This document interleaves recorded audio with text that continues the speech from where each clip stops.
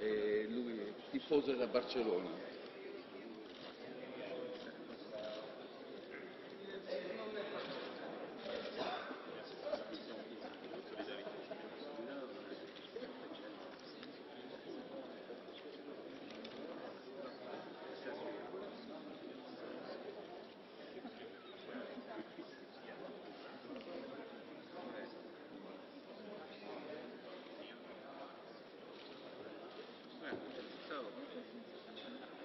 Well, we have still a month to go, and you know, in a month's time, many things can happen, as you know now. So, you won't be here this afternoon. Okay. You will. Okay. And I have to rule. Unless there have been any changes. All the have been.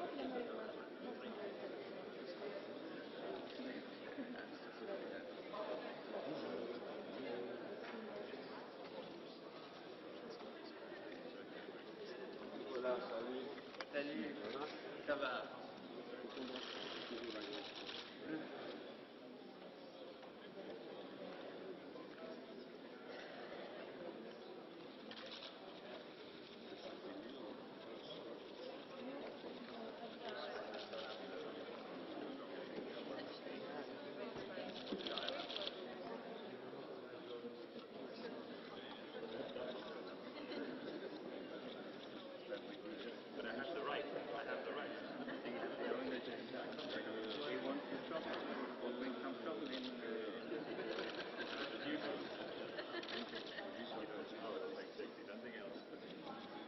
We have not to allow them to proceed. No.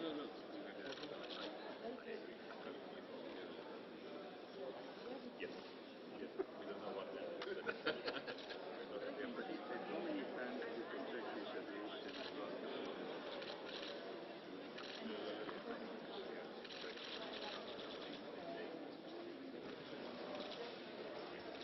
Der Präsident!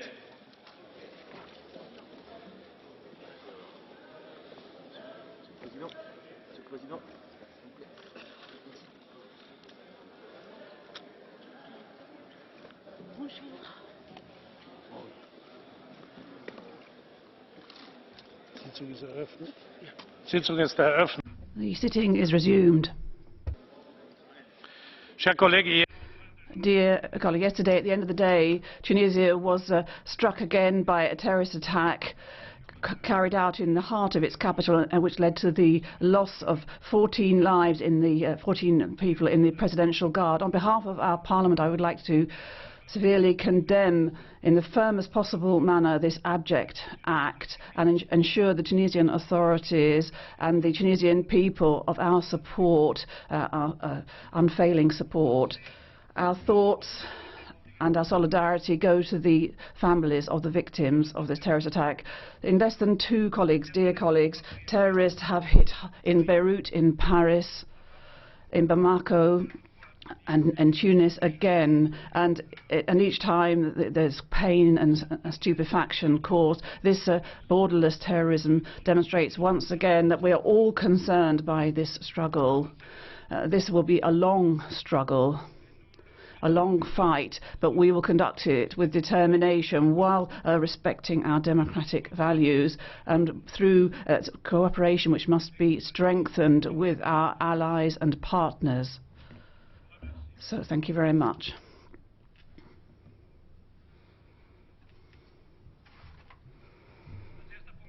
And on the first item of the agenda we have Commission and Council statements on the terrorist attacks in Paris. And first of all, I'll give the floor to the President Office of Council, Minister Nicolas Schmit. You have the floor.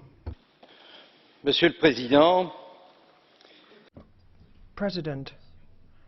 President of the Commission, ladies and gentlemen, members of the Parliament.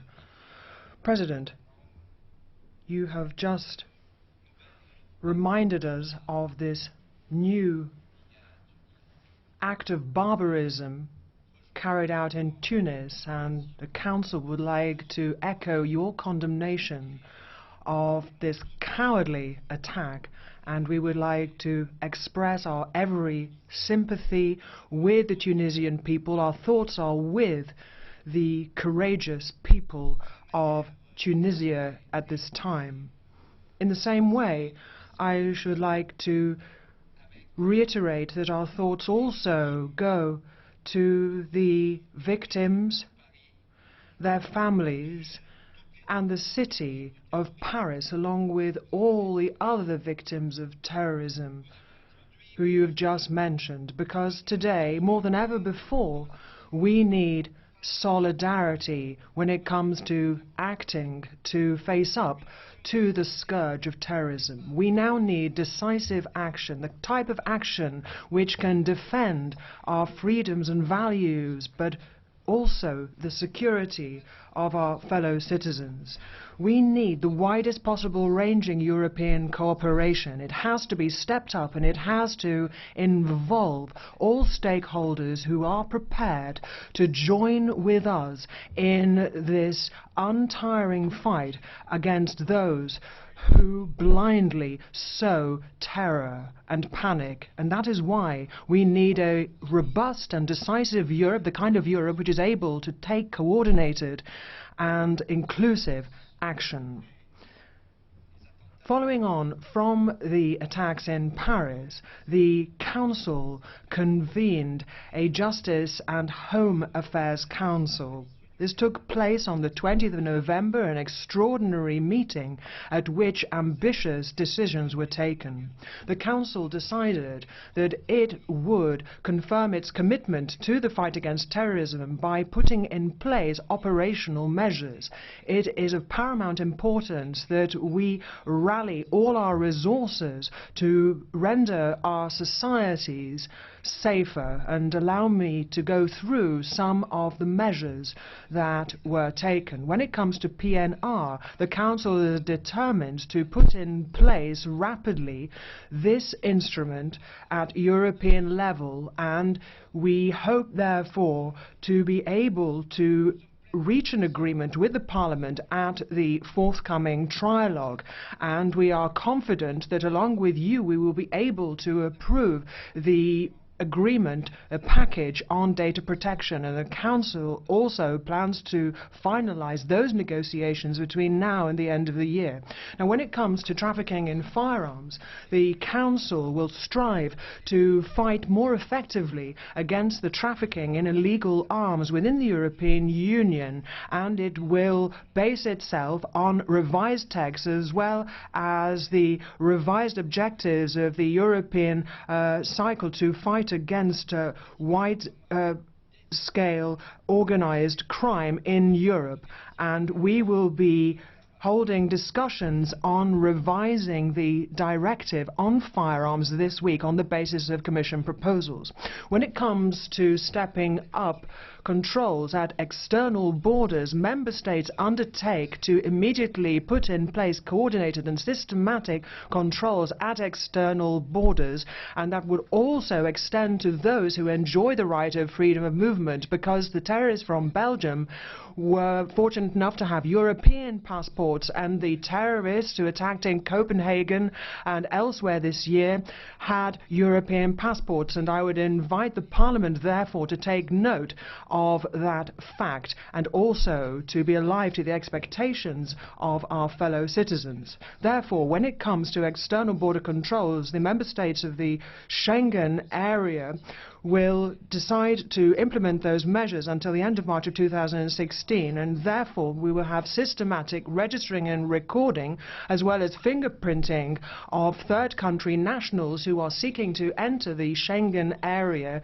and we will also carry out systematic security controls by using the relevant databases at our disposal. And finally, member states will also step up border controls at our most exposed external borders, and where necessary we will have rapid reaction forces as well as police controls at those external borders to make sure that we have systematic and rigorous controls at all of those borders on our most exposed flanks. The Council therefore undertakes to put in place a series of activities to make sure that we make cooperation as effective as possible and that we build capacity to the maximum.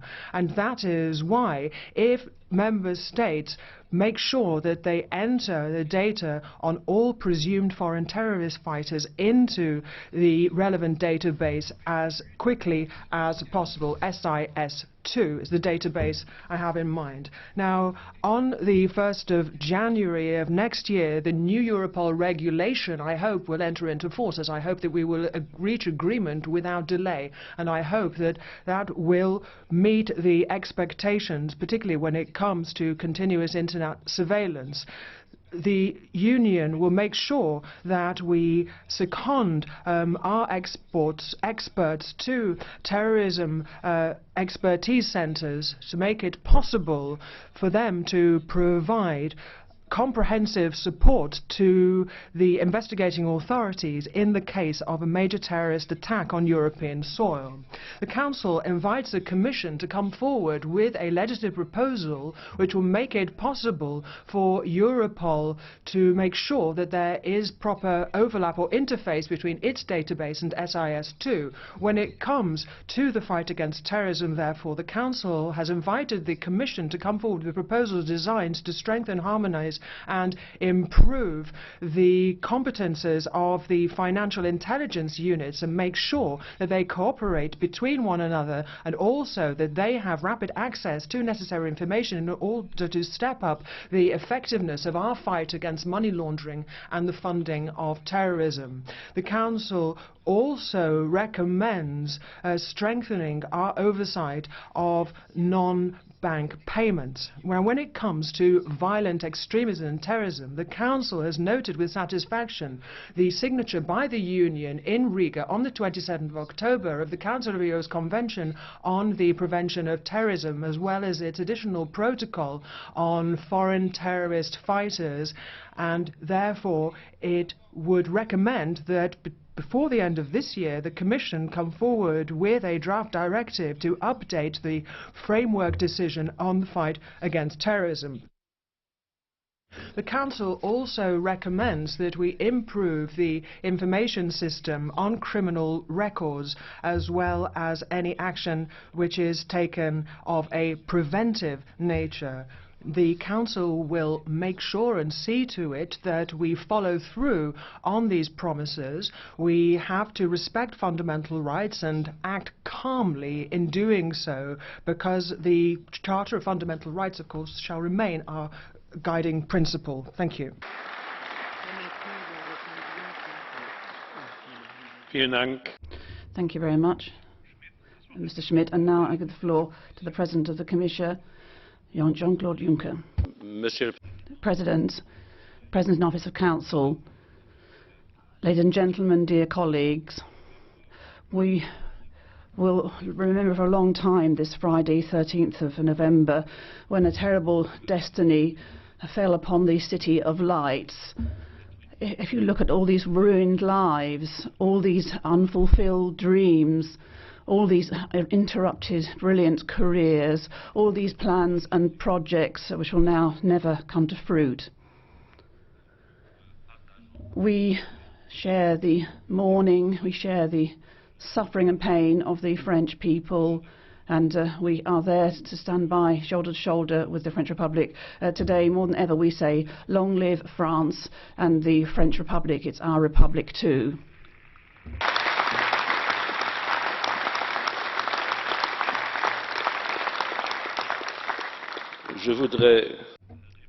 I would like to repeat before this High Chamber the words that I spoke immediately after the dreadful Paris terrorist attacks. I I don't think we should mix up different things. It's dangerous, it's risky. We shouldn't equate and put on the same level refugees, asylum seekers, migrants, and on the one hand, and terrorists on the other. Those who carried out these attacks in Paris, those who incited these acts, are the same people who are forcing the unhappy, the unlucky of this planet to flee. Please don't get things mixed up. Il ne faut pas. We should not turn unhappiness into the pretext for speeches. We should not exploit in an absurd manner these tragic events. We have to safeguard the spirit behind the Schengen Agreement. Yes, the Schengen system is partly comatose, but those who believe in Europe, those who believe in its values and principles and its freedoms, must try, and they will do so, to breathe new life into the spirit behind Schengen. If the spirit of Schengen leaves us forever and leaves our hearts, we'll lose more than the Schengen Agreement. A single currency doesn't make sense if Schengen fails. And so you must know that Schengen is not a neutral concept, it's not banal, it's one of the pillars, the main pillars of the construction of Europe. So once again, I would like to appeal to the member states, and I appeal to them to do what they've promised. President Schmidt, in a very elegant and eloquent fashion, recalled this morning a number of decisions that have been carried out by the Council and the member states, and you must carry on with that work. The Commission will do all it can to ensure that the member states remember the commitments they entered into, and we will have to give better help than we have in the past to our immediate neighbours. We have to work together, and we have to help with Jordan and Lebanon. What they are doing there is admirable, and so we have to give them assistance, and we have to enthusiastically support the Lebanese and Jordanian people who are bearing a heavy burden because of the refugee crisis. We have a tendency to focus too much on our cooperation with Turkey. We shouldn't forget the others, our other partners, and that's the reason why the Commission months ago had proposed and Council had adopted the setting up of a trust fund for Africa, which it would recover 1.8 billion euros. That decision was not taken, as you might think, and you would often read. This wasn't a decision that was taken at the Valletta summit. That's wrong. It was a decision that the member states took on the basis of a proposal from the Commission many weeks before that. And I'd like to make an additional comment, and that is that member states have promised that they will also contribute a further sum so that this trust fund for Africa will go up to 3.6 billion. And we want to ensure that these promises are kept.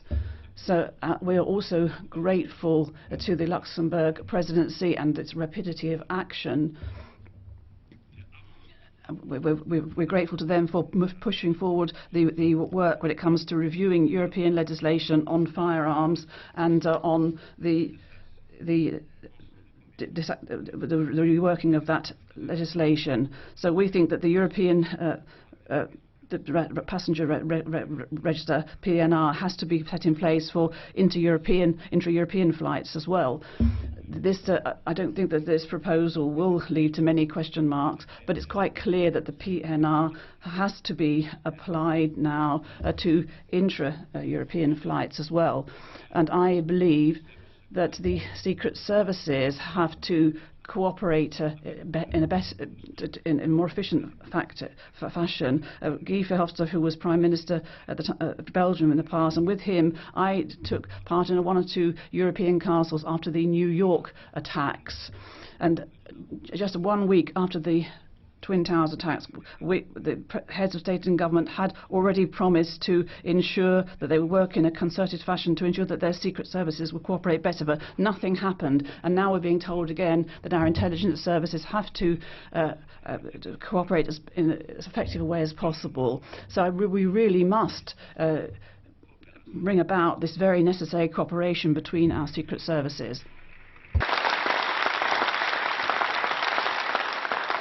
Dans la mouvance des And bearing in mind what President Schmidt has said, I would like to confirm that in December the Commission is going to be proposing a text on a bodyguard, a new unit of bodyguards and coast guards. This is the best way of better protecting our external borders. On Sunday, the 28 member states and Turkey will be holding a summit which will concern above all the refugee crisis, and I would like here to pay tribute to the first Vice President, Mr. Timmermans, for his remarkable work that he has conducted, because I think on 3 occasions he has been to Turkey in order to raise with the Turkish authorities the different ways that we can cooperate, the different ways we can set up cooperation with Turkey. So we'll be adopting a joint action plan with Turkey, and as for the rest, we are negotiating the detail of these arrangements. Thank you very much, President.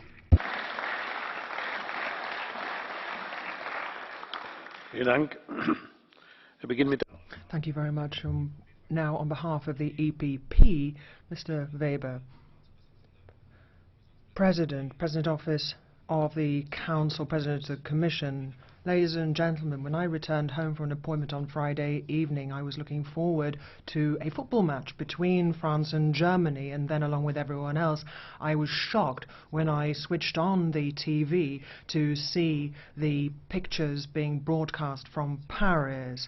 And first and foremost, therefore, our thoughts go to the victims, because I think that we have been all too quick to talk about the perpetrators and perhaps talk too little about the victims. So our thoughts therefore go to the victims and their families, first and foremost. Now, we need to act calmly, but we also need to be decisive in our action. Now, I know that everybody has fresh in their minds the Charlie Hebdo attacks a few months ago in Paris, and Ahmed Meredet is a name which occurs to me, the name of a French policeman who was guarding Charlie Hebdo's officers, and he was a Muslim. And last Friday, a lot of Muslims too were killed by these crazy murderers, and so therefore we need to be clear about the fact that it's not Islam that is a problem here, rather it is these crazy terrorists that are the problem. And the problem now is that a whole faith group is being viewed with suspicion as a result of their actions. That is my first point. My second point has to do with what the President of the Commission just said, namely that the refugees coming into Europe are the victims of terrorism. They are not the perpetrators of terrorism, and therefore this equating of one with the other that is being carried out by some politicians is inadmissible. We do not want there to be a general climate of suspicion surrounding refugees. Ladies and gentlemen, terrorists quite simply hate our lifestyles, the way in which we live in freedom of democracy, and the tolerance which permeates our democracy, and that is why we must not call those values into question. I have every respect for the people in Paris as well as throughout France who are now showing that they do not plan to have terrorism destroy their way of life. So back to Ahmed Meredet, the policeman who paid with his life defending our freedom, and colleagues from the European Parliament will owe a debt of gratitude to young men soldiers who are protecting us, and I would like to thank all of those who risk their lives day in, day out fighting for our freedom. Thank you very much. Colleagues, obviously, as a politician, Mr. Schmidt in Council you're doing some copying and pasting, because unfortunately you have taken the same decisions in Council for many years now, and you've held the same speeches. But now it's time to get down to work. That is what people in Europe are expecting, and I think we've got to cast a critical eye on our behaviour as well, because I know we've got the French Interior Minister calling on this Parliament at long last to deliver on PNR, and I can tell you on behalf of my group, we are prepared to deliver, because for months, for years, we have been convinced that we have to secure this agreement, and certainly other colleagues on the committee in the European Parliament have voted against PNR, and French Interior Minister has said, please talk to your colleagues if you think we're not going to be able to make progress on this front. But quite honestly, to be frank, colleagues, I really don't want to have that clash or that tug of war at the center of the discussion, because I think there is far more to it than that, and we can achieve far more, namely by moving together, working together. So we need to tackle PNR, we need to make progress when it comes to Europol on the Data Protection Directive, and also when it comes to stamping out on the funding of terrorism, as well as on the data storage legislation we have. Ladies and gentlemen, we now need to deliver. We need results. That's what we as the EPP group need to do. We know that this is a challenge for Europe as a whole, and we have to face up to our responsibilities as European politicians. So it's time now for deeds, not just words. Herr Kollege Weber, Frau Beres möchte Ihnen eine Frage. Mr. Weber, Ms. Beres has a question for you. Ms. Beres, please. Thank you very much, President. I'd like to thank thank you for the words of solidarity, and I would also like to speak to the issue of stigmatization in this time of conflict. Now, there's an instrumentalization and a consistent position in the S&D and in the Civil Liberties Committees.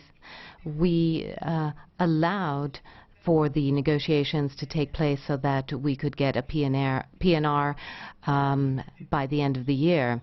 And so we hope that Mr. Pitella will support us so that we can get this PNR on board by the end of the year. Ms. Beres, well, just yesterday evening, motion was tabled by the Socialists on the Dati report on radicalization. They wanted to amend it, but the goal, of course, is to agree on PNR by the end of the year. But there was an amendment to drop that commitment, and fortunately that amendment was withdrawn, and I'm very grateful indeed to all of you for that, because the point I'm making is, and this is what I was trying to say, is that we should use this debate to work with one another and to tackle the issues at hand, and I very much hope that the Socialists are prepared to do so.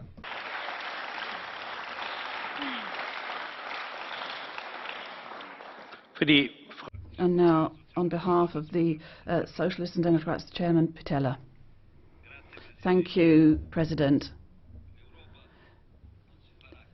Europe will not allow itself to be changed by terrorism. We will stay the same, and we will sweep terror away. If thinking about how many of our cities, Paris and Brussels, this is the most difficult moment they're living through since the Second World War. Our fellow citizens have never felt so threatened as they do now. All of us, we all feel empty inside. But this must not become the 11th of September for Europe. We should not tolerate that fear and the logic of this emergency become an everyday event. We mustn't fall into the trap set for us by the terrorists. They want to split us. They want to divide us. We mustn't fall into that trap. We have to be united, and we have to shoulder our responsibility. If some people try to get electoral support by splitting the European front, but that's the wrong thing to do. That's adding 2 and 2 and getting 5. As Mr. Manfred Weber said, saying that a refugee is a terrorist, that is saying something that is fatal to Europe. What we need is to remain calm and cool. We need more Europe. We need Europe to stand shoulder to shoulder with France, and we need to stand shoulder to shoulder with François Hollande and all French citizens. We need to stand shoulder to shoulder with Tunisia, and we need to be stronger wherever these bastards are killing innocent people. President Hollande talked about Article 42, and the response of the member states has to be yes. Of course, we can go beyond that. We can go beyond the intergovernmental level. We can agree on European measures adopted under the community method.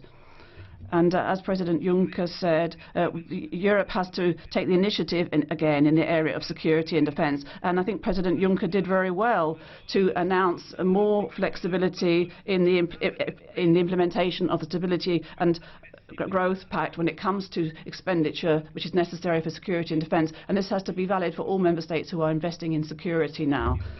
And it's clear that the fight against terrorism is a battle that we will win if we invest economically and politically in intelligence services that are well trained.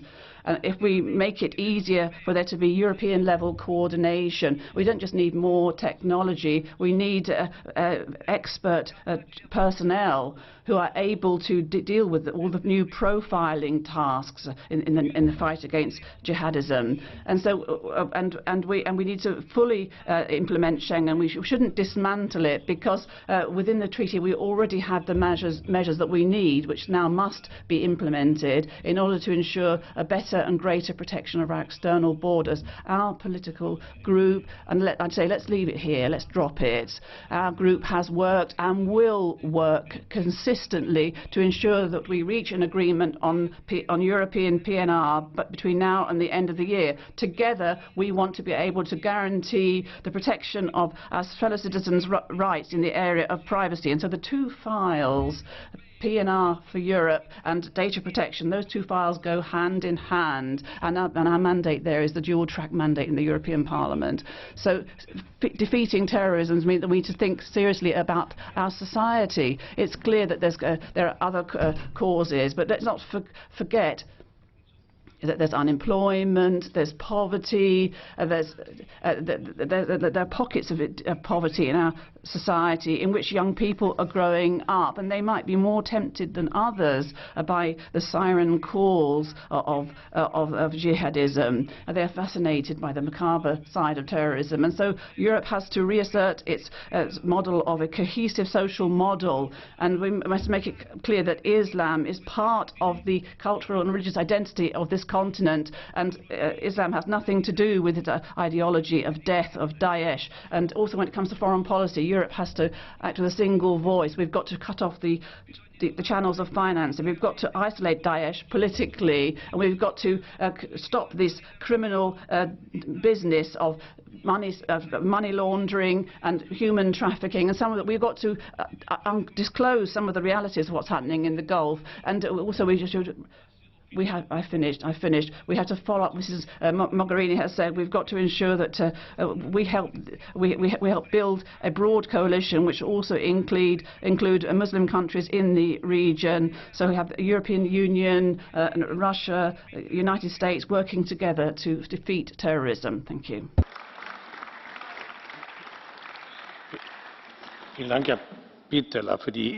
Thank you very much indeed. On behalf of the ECR, Mr. Kamal. On Friday, the 13th of November, I was with other Conservatives and Reformists in Tunisia, where we were taking part in a conference on building a Muslim democratic movement. We knew then, as we saw the pictures coming in from Paris, as we shared the grief of the people of France and the people of Paris, we knew then that it could all happen again in Tunisia, and sadly, that's what came to pass overnight. So our solidarity should not only be with the people of France, it should also be with the people of Tunisia, but all the people, all the victims of terrorism and Daesh.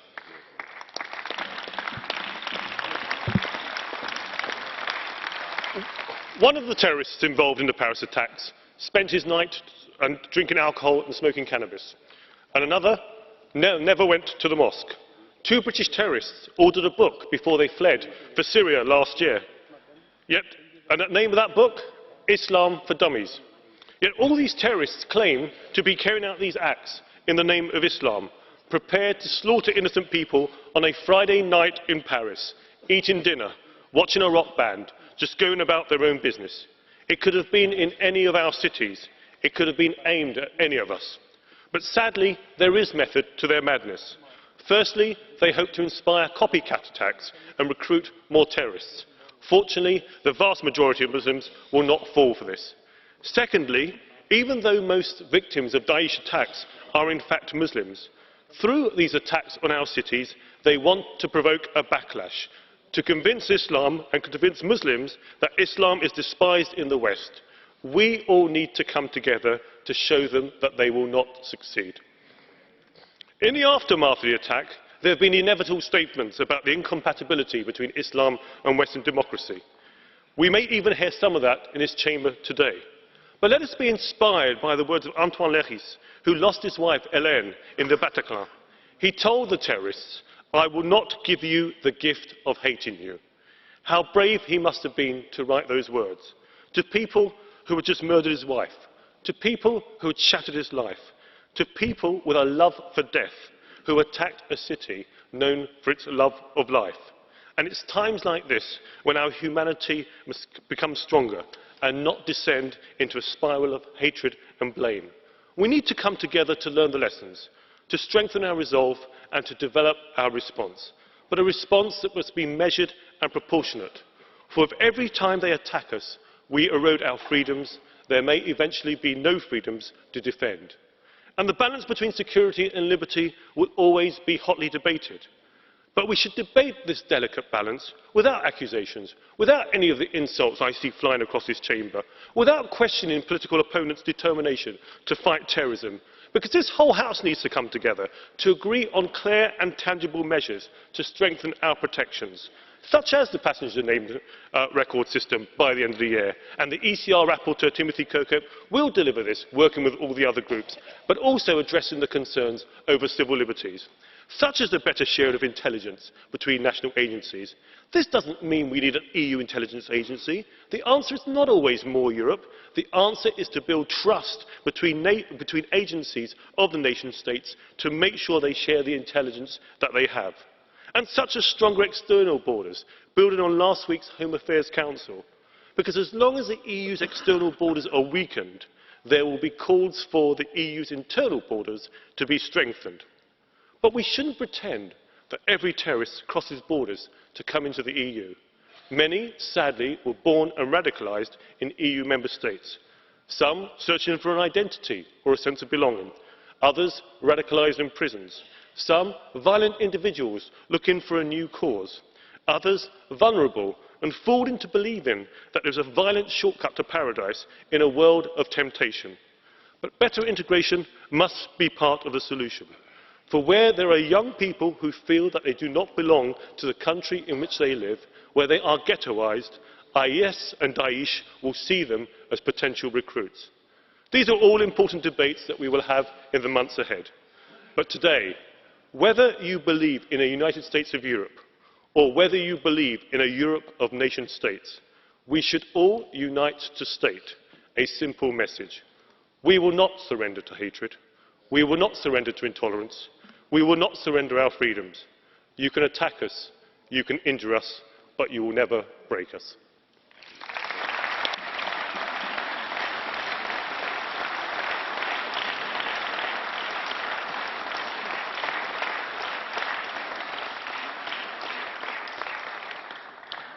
Herr Kamal, die Kollegin von Thun und Hohenstein. Colleague von Hohenstein would like to put a question to you, if that is agreeable to you. Frau von Thun und Hohenstein, bitte. Miss von Thun und Hohenstein. Thank you, Chair.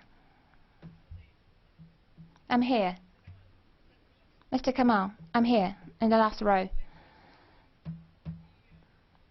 It was with great interest and admiration I listened to you, and my question to you would be, do you realize that in your political group there are people who are opponents of Islam, who criticize Muslims? Are you committed to opposing them? Thank you.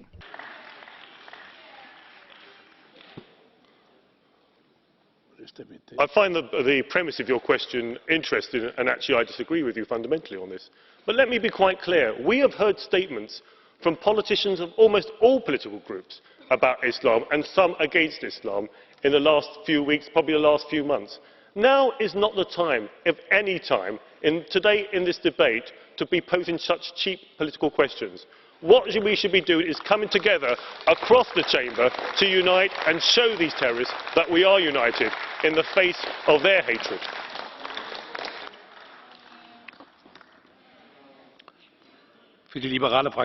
On behalf of the Liberals, Mr. Verhofstadt. Thank you very much. So, dear colleagues, I want to continue where Mr. Kamal ended his intervention and say that also I was shocked by the way that we behave since 13th of November as politicians, because instead of showing unity, we have seen it again in this debate this morning, we throw insane accusations one to each other. In France, dans la langue française, il y a un mot pour ça. In French, there is a word for that. These are plays of political words against politicians. We're using Paris to grandstand during an electoral period. We're against Europe, against the European Parliament, against migration, against Islam. We'll be hearing that soon from Marine Le Pen. She'll be doing that once again. And I don't think that is worthy of us. I don't think it's worthy to say you're responsible for terrorism because you haven't made an agreement on PNR, but that's exactly the contrary, which is true. The reality is that this Parliament, from the outset, wanted one regulation, not a directive, a regulation with immediate effect and direct effect to have a single European-level system which would be transnational. And to do what? Yes, to do away with the systemic errors. And we see this every time with intelligence services who knew about the criminals but could not transmit that information to countries where these perpetrators acted. We saw this in Madrid. We saw this in London. We see this once again in Paris. And every time it's the same thing that we say. And what do we have on the table? A directive. How many years is that going to take to implement the directive? At least 2 years, and that's a best case scenario. And above and beyond that, we're talking about 28 PNRs to be created within the European Union. And so I say we need to have some type of obligatory exchange of information. But yes, Minister, yes, you will let member states refuse that. And that's at the basis of the non-existence of PNR today. I was president. I was there with Mr. Juncker. I was president of the European Council. And Jean-Claude, you'll remember that within 6 months we were able to create the European arrest warrant. It was an obligatory system, not what you have talked about now. Everything is optional, voluntary, depends on the goodwill of the member states to implement. And Mr. Weber, I would just like to recall Mr. Berlusconi was against this, and he negotiated a transition period for his benefit. I think it was 10 years, and it would only have been in 2014 that this system would have applied in Italy. So let's stop the grandstanding. It's so easy to attack each other, but what we need now is unity, solidarity vis-à-vis France. I think we need to have a united and common front to combat Daesh and terrorism. And that's what we need to tell those 130 young people who, their families, those people who were killed in the Bataclan and elsewhere in Paris. I think we need a European intelligence agency. Mr. Cazeneuve, the French Minister of the Interior, is right when he said that we urgently need to combat terrorism and we need to focus on the immediate application of various measures that were taken after the Charlie Hebdo attacks. But we have to recognize that 10 months later, there are a dozen states that have not provided the necessary information for the Schengen information system. So 12 member states are not providing the necessary information to the Schengen information system. Now, of course, it's not just a question of implementing what has been decided, but it is combating terrorism. Terrorism does not know borders, and so we need to have the wherewithal to have security and intelligence cross borders. Look at Abdeslam. He's still on the run. This is incredible. He was checked by the police on the night of the attacks, and he was released because the police did not know them. But the police in Belgium did know him quite well. If we had a European intelligence agency which would be available to all police services, we would have arrested Abdeslam. We know this, and if we have to choose between sovereignty and security, I would choose security, security of our citizens. I think that is more important than sovereignty. And it is within that spirit, Mr. Juncker, that I sent to you and Mr. Avramopoulos a specific proposal as to how this can be carried out. And within that spirit, also to show unity and solidarity with France in the use of Article 42. We didn't discuss this today because, let's be honest, far too long we have outsourced our problems. Inside the Union to France, like in Mali, outside the Union to the Americans. And if the Americans do nothing, nothing is happening, like in Syria, for example. So I think that a European military coalition around France has to break this stalemate, eradicate Daesh, and I think also facilitate a political solution. And I hope that this could be the start, this coalition around France on Article 42, the European defence community and a real foreign policy. And again, I repeat, this is the best tribute we can pay to the 130 young people that were victims in Paris. Thank you, President.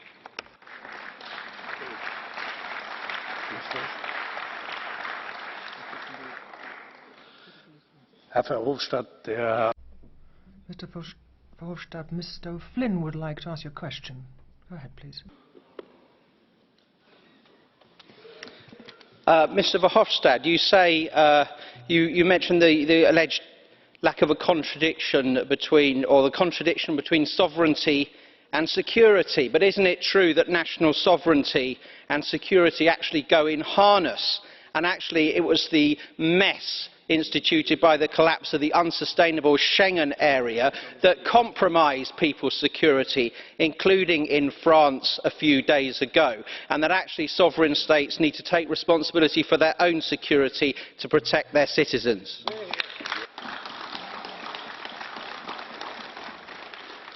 We can see what it means if national sovereignty means what we have seen in Spain, what we have seen in London, what we have seen in Paris. I don't think it's proof of the fact that national sovereignty can guarantee the security of our people. It's clear.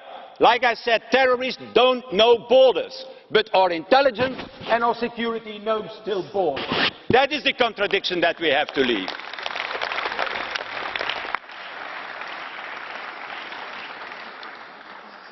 Das Wort hat jetzt für die Fraktion. I now call on behalf of the Unified European Left, Ms. Zimmer. Herr Präsident.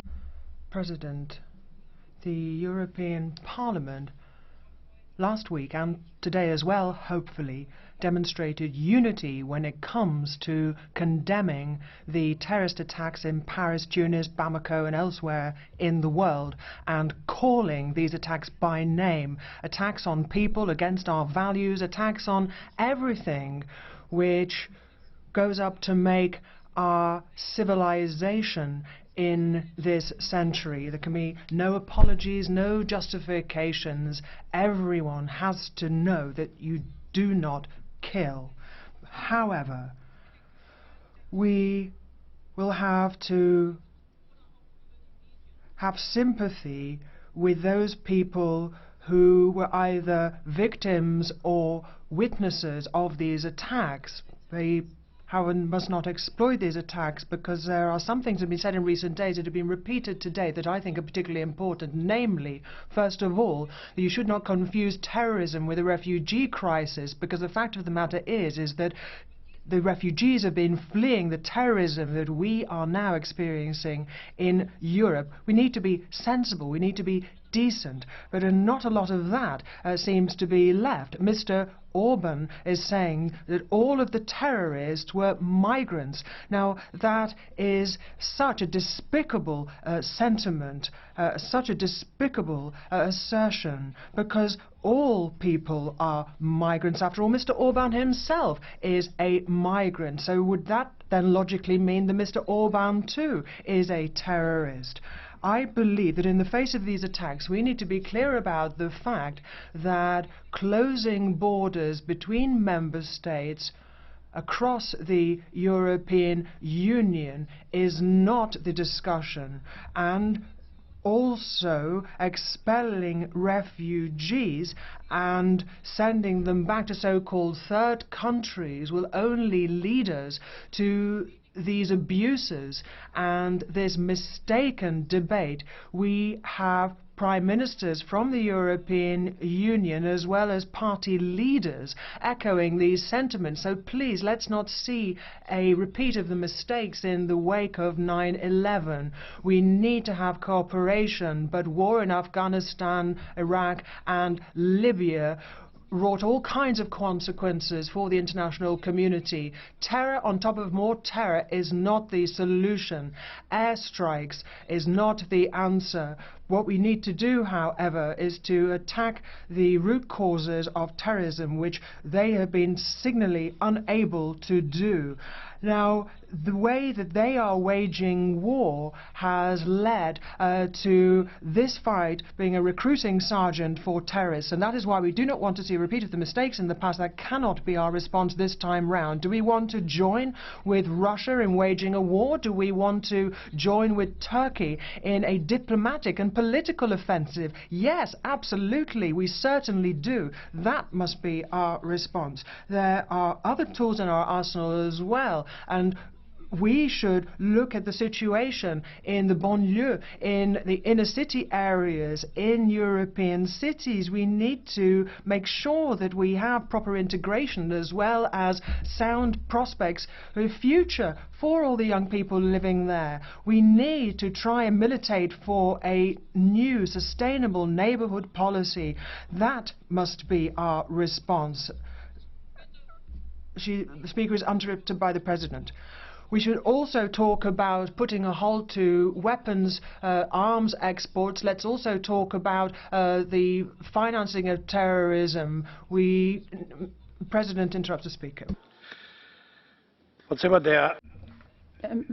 Mr. Etheridge wants to put a question to you. Mrs. Zimmer, do you agree? You have the floor. Thank you and good morning. Thank you for taking the question.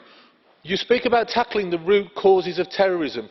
Would you agree with me that to blame the poor, particularly in urban areas, has been said today, to say that somehow to live in poverty and to be disadvantaged is an excuse to go forward into this kind of radicalisation, is an insult to all of the decent, good, working poor across Europe who have high standards and are just as outraged by this as anyone else. If people haven't got a job, haven't got work, they should get on their bike and look for it.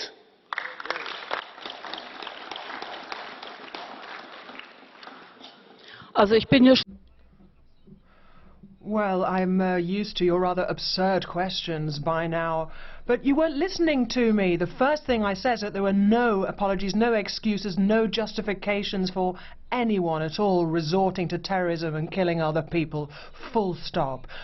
But, yes, we need to talk about the situation, the hopelessness of young people in a lot of urban areas in Europe. They have no prospects. Now, as to what one has to do with the other, I wasn't saying there was a direct connection. Rather, I was saying that is something that we should look at. But I also think that we have had a failure of our integration policies, or misguided integration policies. That is a problem. We need to tackle it. Now, on behalf of the Greens, Mr. Lamberts.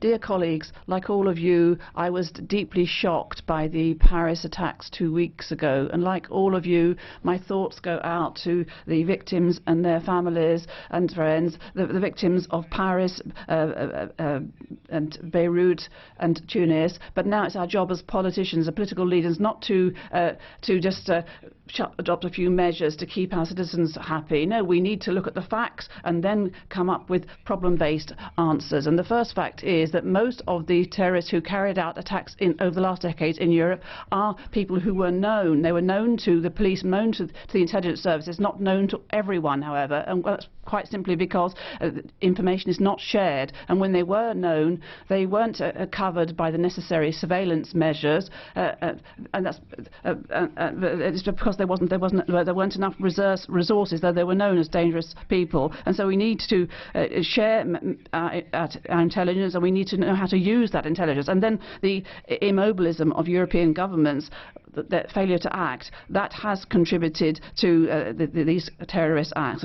So given that, we understand that an answer which involves saying that all of our societies need to be constantly supervised, well, that's misguided and democratically unacceptable. It's not appropriate, because it's not the lack of information that's the problem. No, it's the sharing of information and the use of that information, the harvesting of it. And it's unacceptable because in democracy there's a basic principle, and that is proportionality of the measures that you take and the ratio between that and the ends achieved. And nothing can justify generalised snooping over the whole of our societies.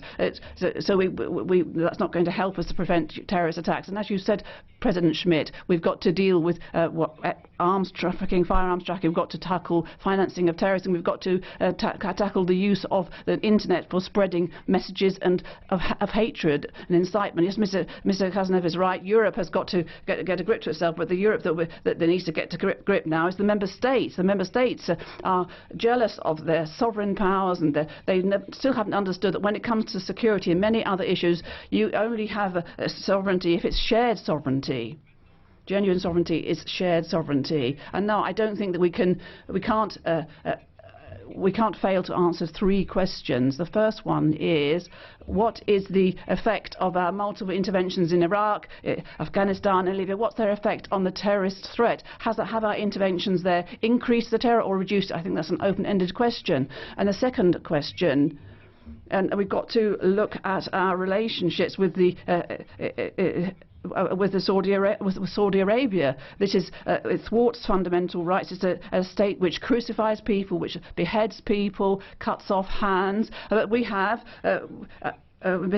we have excellent relations with Saudi Arabia, but we're addicted to oil. So what can we do? It makes us dependent on countries like this. So you've understood that it is not just an ecological question only. This question of energy. It's also energy is mixed up with a security issue. And the third question we have to ask is the most crucial one, and that is another bothersome fact, and that is that the terrorists who've been acting over the last decades have actually grown up in our countries. They've got, as you said, President Schmidt, they've got European passports. And so how come our societies have become a breeding ground? Let's not delude ourselves with these messages of hatred. We'll be hearing them for decades still. But what we've got to do is to guarantee that our society is no longer a breeding ground for these speeches. We've got to set a trap for these people. We need a society where there is free competition for everyone, and that we should forget about materialism and consumption and being our gods. We've got to look at poverty and deal with poverty. And we've got to also see that belonging to certain faith groups will lead to social exclusion. We've got to see how certain factors contribute. They're not a single cause, but contribute to the increase of terrorist risks. So I know that emotions are running high. We've got to resist this temptation to be overtaken by this tension, because an emotion. We shouldn't just retrench ourselves behind increased security. If we do, then the terrorists will have won. I'd like to say that France, that was attacked 2 weeks ago, has placed at the heart of its republic the values of freedom, equality and fraternity. And I think that we have to keep these promises to all our fellow citizens. We've got to keep our promises to all citizens of the world that we will be able to live in security in free and open and democratic societies. Thank you very much.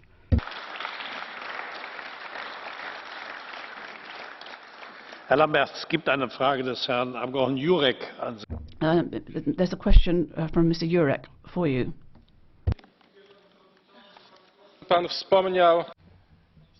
Dear colleague, you mentioned Saudi Arabia.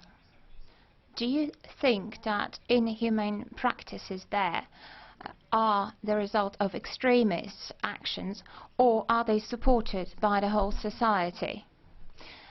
Let's leave out Pakistan. Do you think that Asid Abibi is on death row because extremists want that, or is it because society supports that? Can you please answer? Thank you.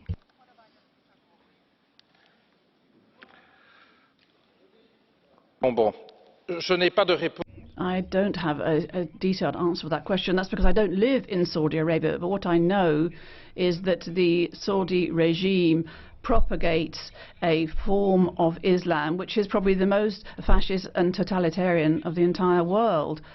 And are we asking, do they ask the people of Saudi Arabia? Well, I don't remember hearing about elections in what is an absolute monarchy. I don't think the citizens are consulted. I don't think female citizens in Saudi Arabia are asked about whether it's a good idea to crucify and stone to death and behead. I think that very few people like this, very few people support this sort of punishment. So this is a regime which is an ally of ours. And yet it's an incarnation of a successful Islamic State. This is the model that Daesh is emulating. For the EFDD, and now Mr. Nuttall. Thank you. I would like to start by offering my condolences on behalf of my group to the families and friends of those who were tragically slain in Paris. It really brought home to us the danger that we face on our streets today. If we are to deal with the greatest threat that we and our children face in this century, that of Islamic fundamentalism, we must resolve the situation in Syria. We must first realise who our enemy is and who our enemy is not. We must not see foreign policy through the eyes of the student common room. We must realise that geopolitics is not a case of simply black and white.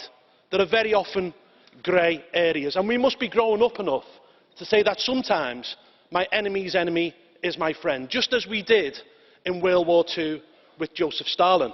We need to put together a grand coalition of nations, which includes not just the Western powers, but also Russia, China, India and Muslim nations as well. We must come together to cut out the cancer of radical Islamism, which brought carnage onto the streets of Paris, and I believe will no doubt attempt to repeat the same evil on the streets of another European city sometime soon. We need to admit also that Bashar al-Assad is not the threat to global peace in comparison to the Islamism of Islamic State. But we must also look at ourselves and ask, have our policies aided the terrorists? And sadly, the answer is yes. This place is in denial. You are clinging to Schengen and freedom of movement of people just as Neville Chamberlain clung to appeasing Hitler when it was obvious to all that this man could not be dealt with. And the obsession with these policies and the failure to admit that you have been wrong is placing the lives of our citizens in danger. Just as I warned in this chamber 6 weeks ago to howls of derision that freedom of movement of people in Europe would in the end lead to freedom of movement of jihad, I'm afraid, unfortunately, I was proven correct. We must also take a hard look in the mirror and ask whether our tolerance is leading to intolerance. And again, the answer must be yes. Last week, I took a walk around the Brussels suburb of Molenbeek. I was saddened by what I saw, but unfortunately, I was not surprised. It is a snapshot of everything that has gone wrong with the failed policies of political correctness and aggressive multiculturalism. It is a ghetto which is many homegrown jihadists live, egged on by Saudi-sponsored Wahhabism. So if we are to take steps to solve the crisis that we face, we must first cut out its source, which is the problems in Syria, through a global coalition. But at the same time, we must prevent it at home by reinstating border controls and clamping down on Saudi-sponsored Wahhabism, which is a growing, clear and present danger within many of our communities. Thank you.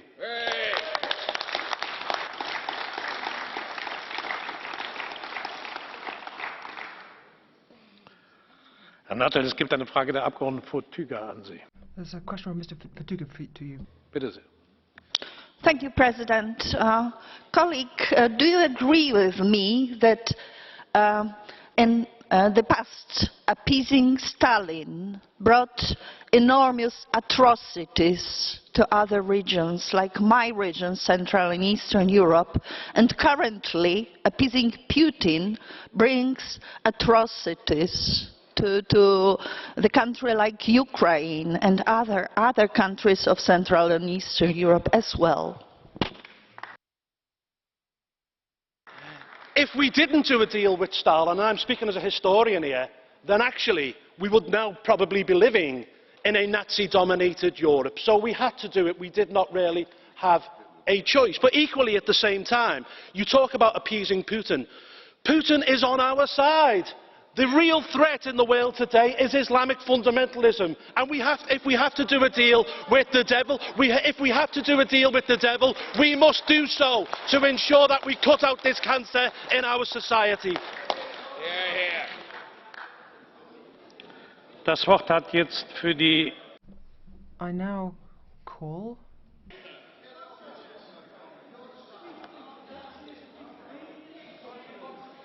So.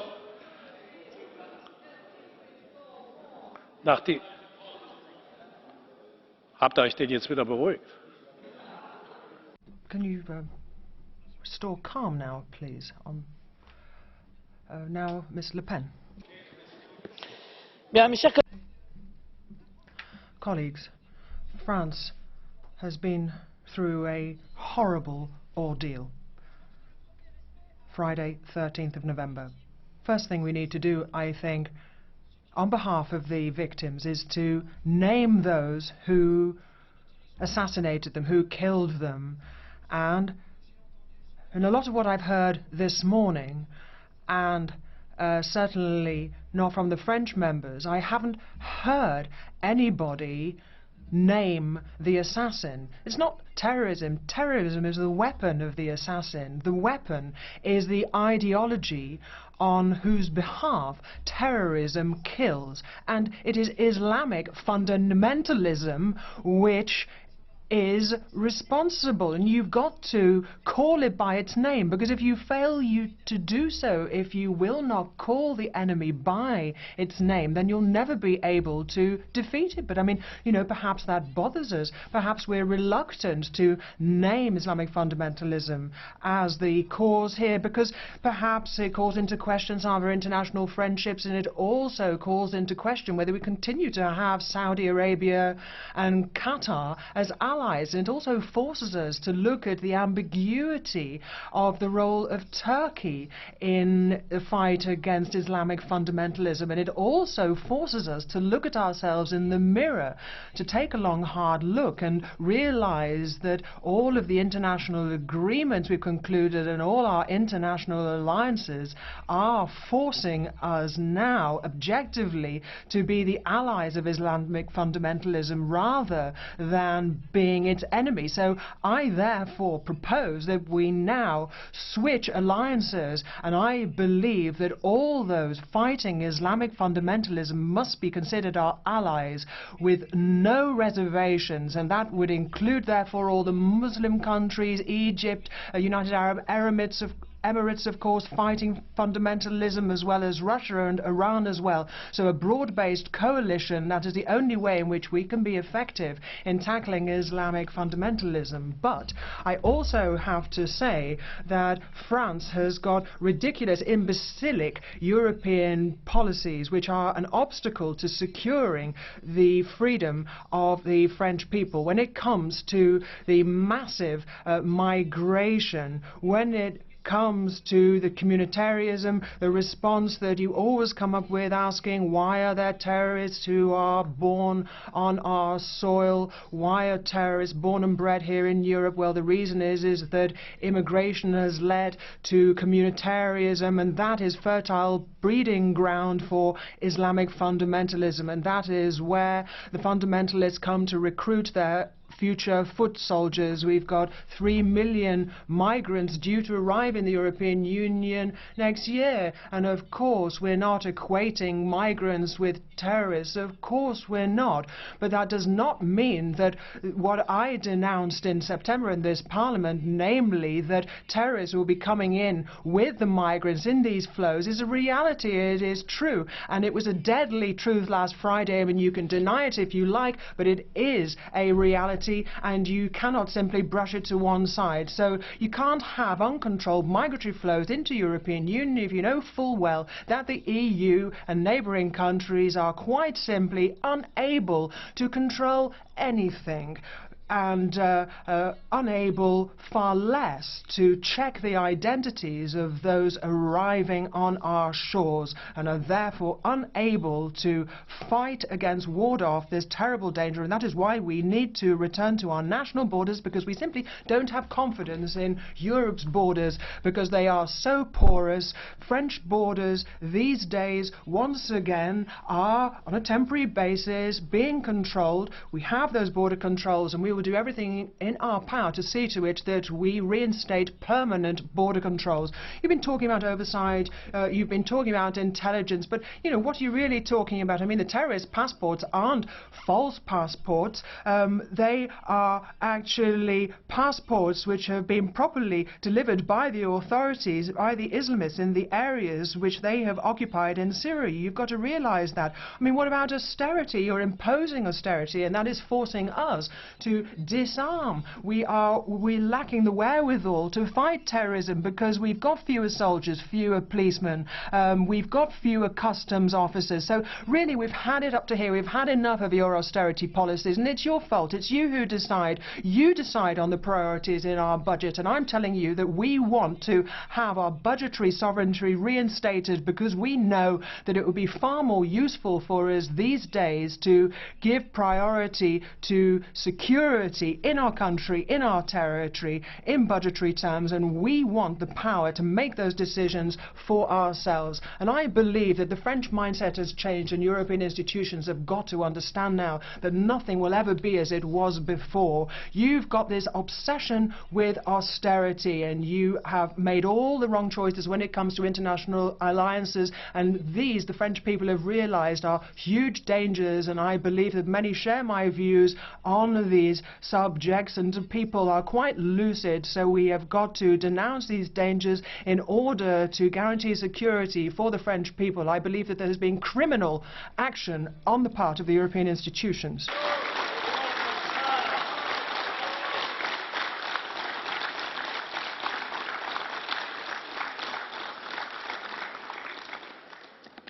Das Wort hat jetzt.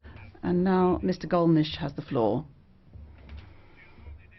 For decades, in fact, the majority of the members of the Parliament and the majority of member states of the government and the European Commission have encouraged massive immigration of peoples of different sources, who have different historical background to our peoples, different social backgrounds. So that multiculturalism means that you have a multi-conflictual society, and you've encouraged the granting of our citizenship even to people who didn't deserve it, who weren't worthy of it, and didn't even even asked for it, and you've asked us to keep people in our countries who were criminals guilty of crimes and offences, whose behaviour should have led them to have been definitively and immediately expelled. You destroyed the borders, and now, in a confused and rapid fashion, you're trying to reinstate those same borders temporarily. You've tolerated and even financed proselytism and the spreading of extreme Islamism, and who use their sacred text as a justification for their crimes. And now you are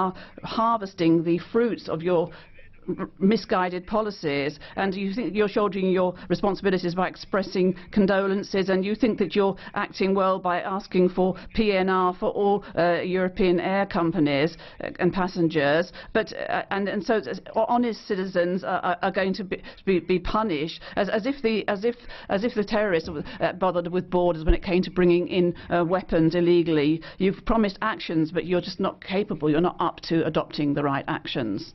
1.5 minutes, Monsieur Lamassoure. Thank you very much, Madam President. On behalf of the EPP French delegation, I would like to express gratitude to all of our colleagues and partners, the Presidency, the Minister, the Commission, for all of their expressions of sympathy. After the migratory crisis, Islamic terrorism has now shown us that states are powerless when they want to act alone. Even when there are legal remits, they do not have the administrative or financial wherewithal to directly act. They have to depend on the goodwill of other member states and on their services, and that's the crux of the matter. Now, the first action plan was adopted after the 9/11 attacks, but where do we stand now? We have a European coordinator for the combat against terrorism, but they don't have a budget, they don't have staff, nothing. We have certain measures, but they are underutilized by member states. That's what we see in the SIS2, Europol, Eurojust. It took 7 years to get the SIS2 up and running. On PNR, I hope we don't wait for the next attack to get that on board. We are capable of legislating. This Parliament has given moral lessons to the world across time, but when it comes to a crisis on our ground, we are not able to act or legislate. We need to organize ourselves in order to make policy rather than just nice words. Thank you. Merci. For 2 minutes, Madame Beres. Merci, Madame. Thank you very much, Madam President. First of all, I should like to thank all members of this Parliament who have extended to the French delegation messages of solidarity with the French Republic, and the French national anthem was played in the chamber, the Marseillaise. Now, there's a question of migration, but people forget that French tradition is linked to a welcoming spirit, and last October, on an official visit to Greece, the President said that we have to speak to people's intelligence and not stoke their fears, and that is why I believe that we should show solidarity with what happened in Paris and Saint-Denis, as well as in Tunis and Bamako. We need to come forward with a European response to this situation. We need more internal security as well as more external security. We need more internal solidarity as well as more external solidarity. When it comes to internal solidarity, well, of course we're talking about PNR, and we have rallied, and I very much hope that by now, at the end of the year, we will come to an agreement on this rather than fanning the flames of this disagreement, because France is asking for European countries to mobilize, and for the very first time we have invoked Article 42 because we know how important it is for us not to simply stand by powerless as Syria disintegrates and threatens the international community. So we need to mobilize, because we have seen shortcomings in the agreements between member states which lead to a number of problems, as well as these lazy equating of migrants with terrorists. But don't forget that migrants are the victims of Daesh in the same way that we are. What we need to do is to drain these breeding grounds that are fertile breeding grounds for terrorism on our territory, and that is why we need to rethink our policies to make sure that in all countries we have real-life democracies which give people a reasonable prospect of living in decent conditions. Thank you very much. Thank you. Madam Perez, there are a number of requests for blue cards. Firstly, will you accept one blue card, which I will give to the first person who indicated, which is Mr. Tajani. Will you accept, please? Thank you. Mr. Tajani. Well, today is the International Day against violence against women, but I don't believe that the fight against terrorism, it's something that Europe has to invest in more, and we have to do more in the cultural level to fight against terrorism as well, so that we don't see happening in Europe what unfortunately happens in many other places where Islamic fundamentalism prevails. So we need women throughout the world must live like European women, and that's our priority, has to be our priority. We have to also to defeat that culture means that there are women being sold for $10 in cages in Raqqa, being sold to the ISIS fighters. A reply, please, Madam Perez. Well, I'm sure Mr. Tajani's blue card was intended for me. Well, I share your conviction. If we saw how the situation of women in Afghanistan deteriorated, and it's basically all of civilization which is deteriorating, and so I fully agree with you, my colleague. I think that the status of women is something that needs to be worked on in democracies on an ongoing basis. Madam Fotyga. Dziękuję. Thank you. We can see the structures of the Arab world weakening. Radical Islamist groups are gaining strength. Those responsible for attacks in Syria, Iraq, Israel, Libya, Tunisia, and recently also in the European Union, in France, in Paris and Copenhagen. Now I'd like to extend my sympathies to all the families of the victims, regardless of their nationality and their religion. I strongly believe that we should mobilize our forces. We should act hand in hand, shoulder to shoulder. We should mobilize our capitals. I am questioning, however, a constructive role of countries like Russia because they are aggressive in the neighborhood. Thank you. Thank you. We do have a blue card from Madam Yakonsari. Will you accept? 30 seconds, please. Thank you very much, President.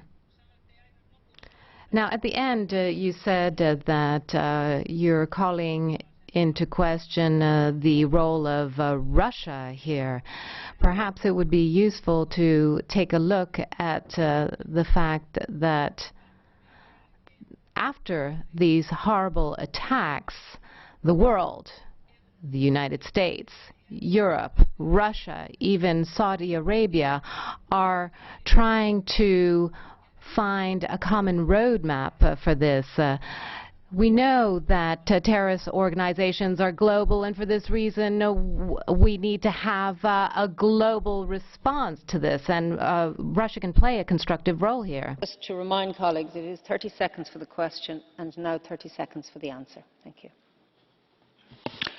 Thank you. Yes, I question the role of Russia because there is a record of inspiring terrorist activity by the current regime of Russia towards its own society, representatives, as well as in the neighborhood, for example, so-called green people in Ukraine. And now for 2.5 minutes, Madame de Sarnez. First of all, on behalf of French colleagues in my group, I'd like to thank each one of you for your messages of friendship and support, which have really helped us.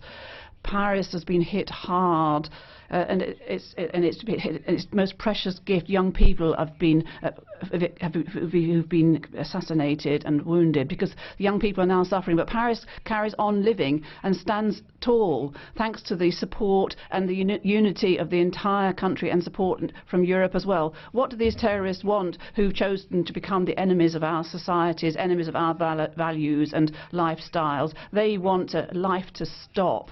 That's why we will carry on living. They want to create dissent amongst us, but we will not. We will carry on trying to understand each other. They want us to live in fear, and that's why we had to take all the necessary decisions in order to really protect and defend, our fellow citizens. That's what we expect, and that's what we demand of European leaders, of heads of state and government, because we know that the threat is there. It's a very serious threat, and it's going to be a threat on the long term.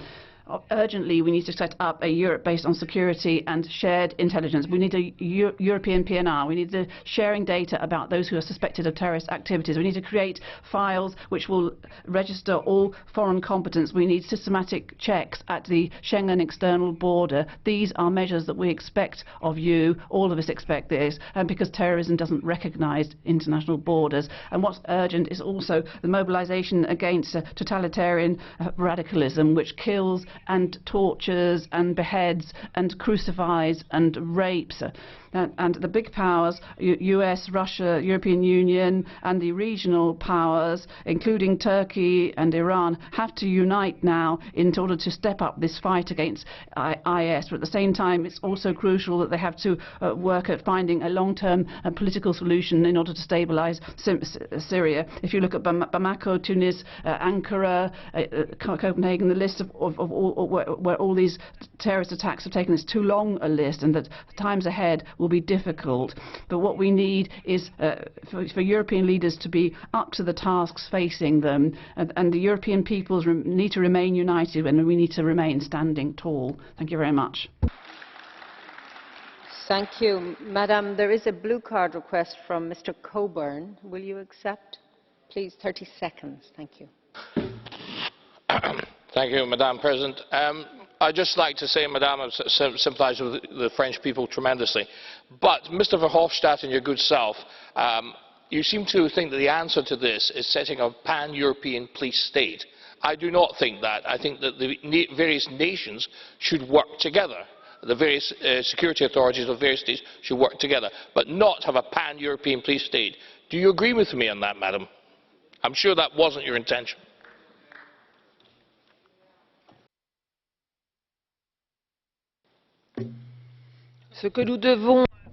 What we owe the victims, dear colleague, and what we owe to the 130 people who died in Paris, and what we owe to the hundreds of people who are injured, is very solid responses and a guarantee that we will protect the security of our citizens. That's their most important freedom, security. Thank you. Now for 3 minutes, Mr. Lahiric.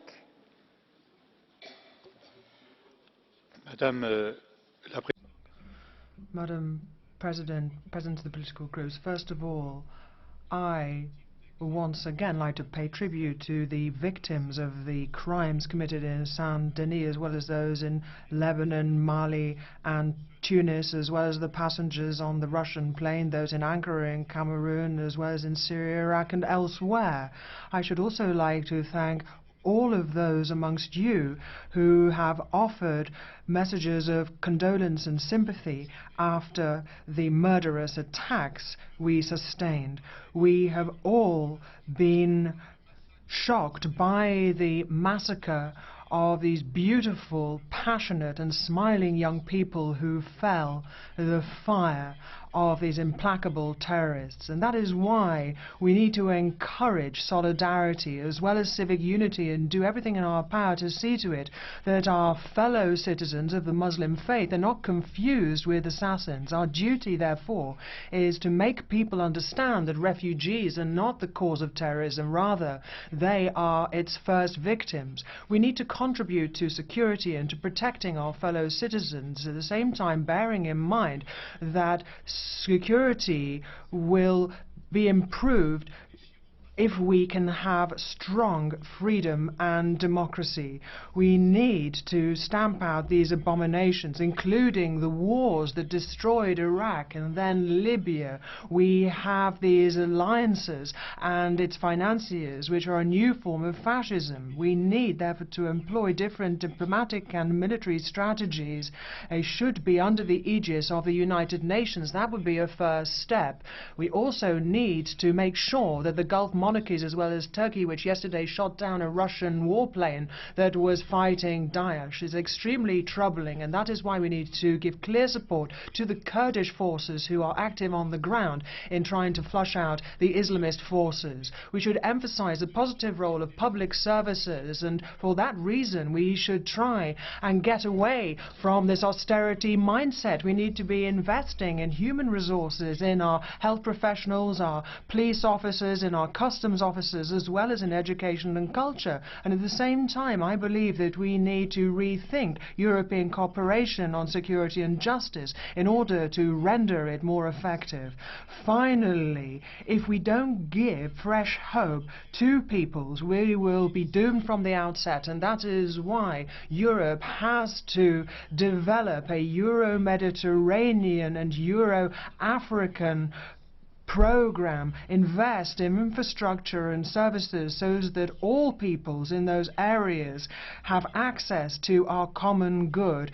If we only focus on a military response, then the money that we spend on a military response we better spend on giving all children access to schools. We heard the Marseillaise, the French anthem here in the chamber. We have liberty, equality and fraternity, which are the three colors of our flag. Thank you. Will you accept a blue card from Mr. Frunzulică? You have the floor, sir, for 30 seconds, please. Merci beaucoup, Madame la Présidente. Je veux demander notre... Thank you very much. I'd like to ask Mr. Learik if, after all these terrorist attacks in Europe, whether he feels it's high time to create a European anti-terrorism agency of the European Union with the European intelligence services and its own specialised military to use against terrorists. Do you agree, Mr. Learik, that it's a high time that we started doing that? Well, I think that twice now, once under Mr. Solana, moves to set up these kinds of bodies you're talking about, but I think that all of those provisions were then reviewed in 2008, and at the present date we are still unable to coordinate our intelligence and security services. The upshot of that is that absolutely yes, we do need European coordination, but not only a security instrument. Yes, of course we need security, but I don't think that that is the only way forward. I think that we also need the kind of human development that I was talking about earlier on. Madam Rivasi. Madam President, colleagues, first of all, I would like to thank all of our colleagues who have supported us after the horrific acts in France. We are mourning with the families and the victims. We're in shock. We share the horror that has happened in France, but other countries that have been victims of these barbarous acts, such as in Tunisia yesterday. We should welcome solidarity and thank our services. We'd like to thank those citizens who opened their doors to strangers trying to flee the chaos. But we've heard some things in this chamber which are not worthy of these events. Some people are using these dramas to grandstand and to advance their political careers. We talk about liberty, equality, fraternity without understanding the underlying meaning, without really understanding the gist of these actions and trying to show solidarity. Now, radicalization, hate, war, they don't come out of nothing. Inequality and oppression are becoming stronger and stronger each day, and they feed into jihadism. And we see that we're using the migrants as scapegoats. That's what we did in the wake of the attacks on the 13th of November. And this is as inefficient as it is symbolic. People are asking for more laws, more surveillance. We want to convince public opinion that this is the solution to terrorism. Now, their words are not harsh enough to condemn the intolerance that ensued after these attacks. Our governments said that they would have more police cooperation, more judicial cooperation, but nonetheless, and this was 10 months ago, we're hearing the same promises, but we have proof now that sharing of information between Germany, France, and Belgium could have avoided this horrible act. And then, of course, there are third countries who could have given us information that would have helped us. We need to share information. We need to come together to fight terrorism. We need to have a European prosecutor's office. We need to eradicate terrorist financing and do away with their arms. We have had very dangerous liaisons with Saudi Arabia and Qatar. We need to review that. Our democracy is their target, but that our democracy is our weapon. Madame, will you accept a blue card from Mr. Le Breton? Yes? Please, 30 seconds. Thank you. Thank you for accepting the question. Mrs. Rivasi, you said some very interesting things, and I share some of the things you said up to a certain extent when you denounced these dangerous liaisons that we've had with Qatar and Saudi Arabia. But nonetheless, you also said some more worrying things about the favourable breeding ground for the development of terrorism in Europe. So I'm asking you the question straight up. Are you accusing the National Front of being involved in any way at all in the development of Islamist terrorism in France? And I'm looking forward to a clear answer.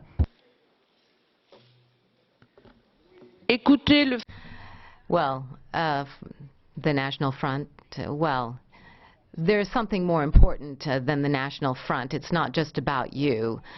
There have been feelings within the population of exclusion. We need to call for more integration. We could have had more integration in some of the suburbs and certain areas. And this is really what is leading to jihadism. Colleagues, please. Please, colleagues, just could I say that because of the importance of the debate, I have allowed a blue card, but I just want to say that it may be impossible to allow blue cards for every single speaker because we do have a formal sitting at 12 noon, so I would ask you to respect that. So without further delay, let me now give the floor for 2 minutes to Madame Bergeron. Merci. Madam President, dear colleagues, after the terror and the mourning, a politician has the duty to look clearly at political facts. It's time to become aware of this proselytism and blindness in this Parliament. I pick up Mr Verhofstadt's example, the fact that for 4 years the PNR file has been blocked, and this because we wanted to respect individual liberties. But I think too much freedom kills freedom and actually harms human rights. It's also time to call a spade a spade. Why are you talking about Daesh? This exotic name is rather obscure. It doesn't depict the reality. And Mr. Alain Bauer, the criminologist, has quite rightly underscored that the Islamic State title does give you a depiction of reality. We're dealing here with a state, and this state is killing on behalf of a religion. It's on behalf of this religion that is destroying our heritage, which is our civilization, and they're also killing their own fellow countrymen. And on behalf of this religion, they are killing young people who are guilty only of loving music and wine. They hate our liberty to believe in God or not to believe in God. And it's the fact that Bush got involved in Iraq in 2003, even if that was a stupid intervention, it was that intervention that caused the chaos, and basically that lit the fuse, and this is a fire that's been simmering for a long time, and now it's submerging France. And now the policies of our governments over the last 30 years are showing that they have failed, and the Islamic State is able to recruit terrorists in our countries. And what are the answers from our leaders? What are the is it airstrikes in Syria that are going to help? I don't think the airstrikes in Syria are going to calm down those people who are rebelling in our inner cities. We have a migration problem.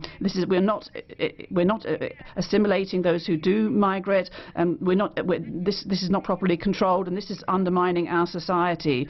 We're not xenophobic, we're not racist, but we have to accuse our governments because they are complicit with Qatar, and they're complicit with Saudi Arabia, as everyone has said here, and that's because they do good business with them. And so we have as countries, we have as partners countries who promote this radical Islam, and they are cynical, and they refuse to even help Muslim migrants.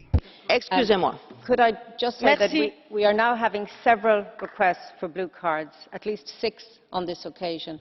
I did warn at the last intervention. I am not going to take a blue card now, and I'm going to continue with the debate and give the floor to Mr. de Graaf for 1 minute. Thank you.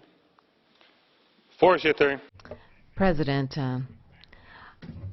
I have compassion for the families of the victims in Paris. It's not only French citizens that are shocked. We're all shocked.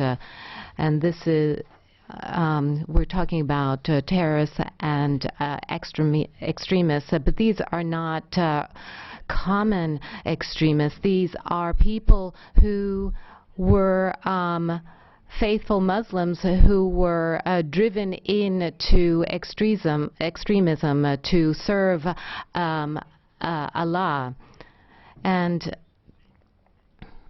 But most of the Muslims in the world see that the problem is not IS, the problem is the IS, and we have to ask the following question: do we want to guarantee our values? If we do, we have to fight Islam. We have to stop foreign financing of mosques on our territory. If we do not do that, then the next attack is just a question of time.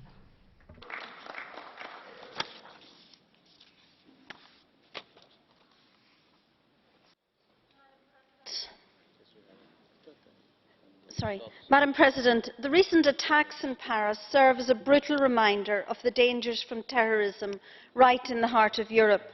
In my own constituency, the Paris attacks have cast the minds of our people back to the days when IRA terrorists bombed our capital city.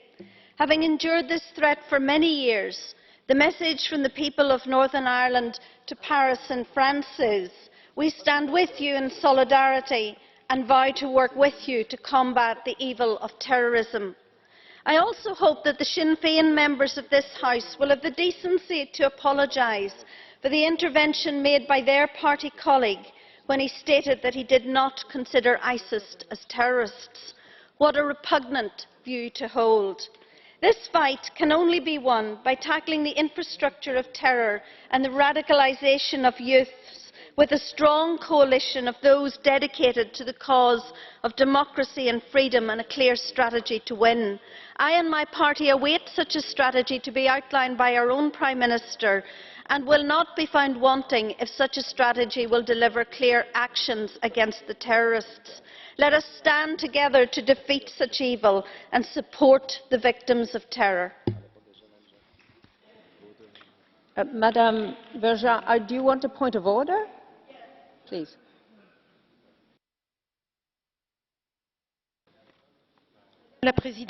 Thank you very much, Madam President. This is the second time in as many days that Mrs. Dodds insults our colleagues and those 6 women.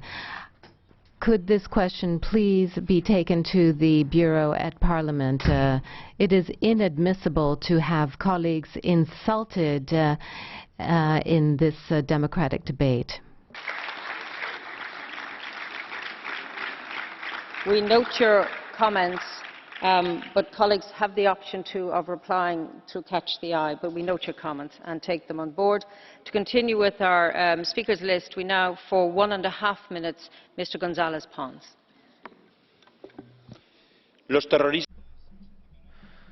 Now, the terrorists might attack us, but they will not prevail if we maintain international cooperation and if we also maintain unity amongst our police forces and if we support what our police officers and our judges and prosecutors are doing and if we respect the dignity of the victims of terrorism. The pain of the victims is exacerbated by any attempt to justify terrorism. Islamic terrorism is an international threat, and it is a threat from east to west, from left to right. They're trying to kill us because, as far as they're concerned, we're infidels.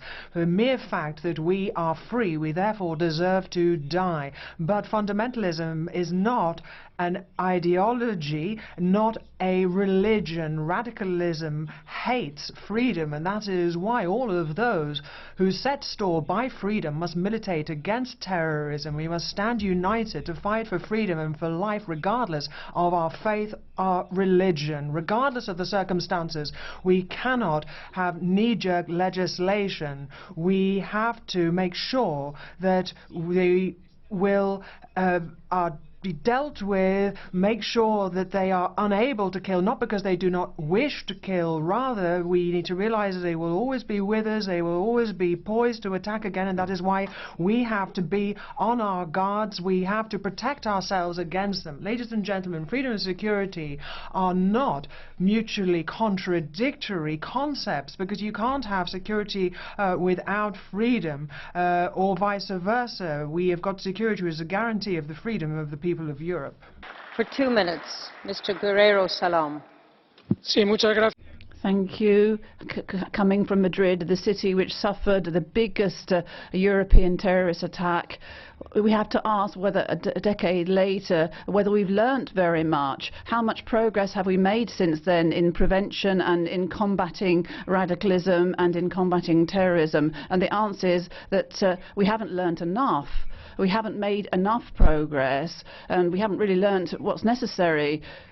We haven't done enough when it comes to intelligence. We're carrying on refusing to share the necessary intelligence in order to be able to combat terrorism. We haven't done enough when it comes to cutting off the sources of financing of terrorist groups. We haven't done enough when it comes to our social response. The policies of austerity have caused even more damage to education, integration. Our social services, our public services have all suffered, and we haven't done enough either when it comes to structuring our foreign policy, our common foreign policy, which would deal coherently with conflicts, and these conflicts where you actually see the feeding of radicalism and the creation of these terrorist groups. And we haven't done what's necessary either when it comes to building a European response. In fact, today the Council has come up with a series of measures which we support, but many of these measures were there ready to to adopt. They were there. Our member states just need to implement it. We've got a security policy. We've got an anti-terrorism European coordinator. We've got Europol. We've got Eurojust. All these things are within reach. We've got COSI. Let's use what we've got. And also let's set in train new instruments. But if we just have national responses, the terrorists will use the gaps and the loopholes between our member states. If we only react in a knee-jerk fashion to these terrorist attacks, they'll be setting the agenda and they'll be doing more damage to us, even more. If we're not capable of avoiding the conflict between our parties, we'll be losing this fight for defending European values, and we won't be able to ensure the survival of those values. Thank you very much. Ms. Menschmaker for 1.5 minutes. Thank you very much.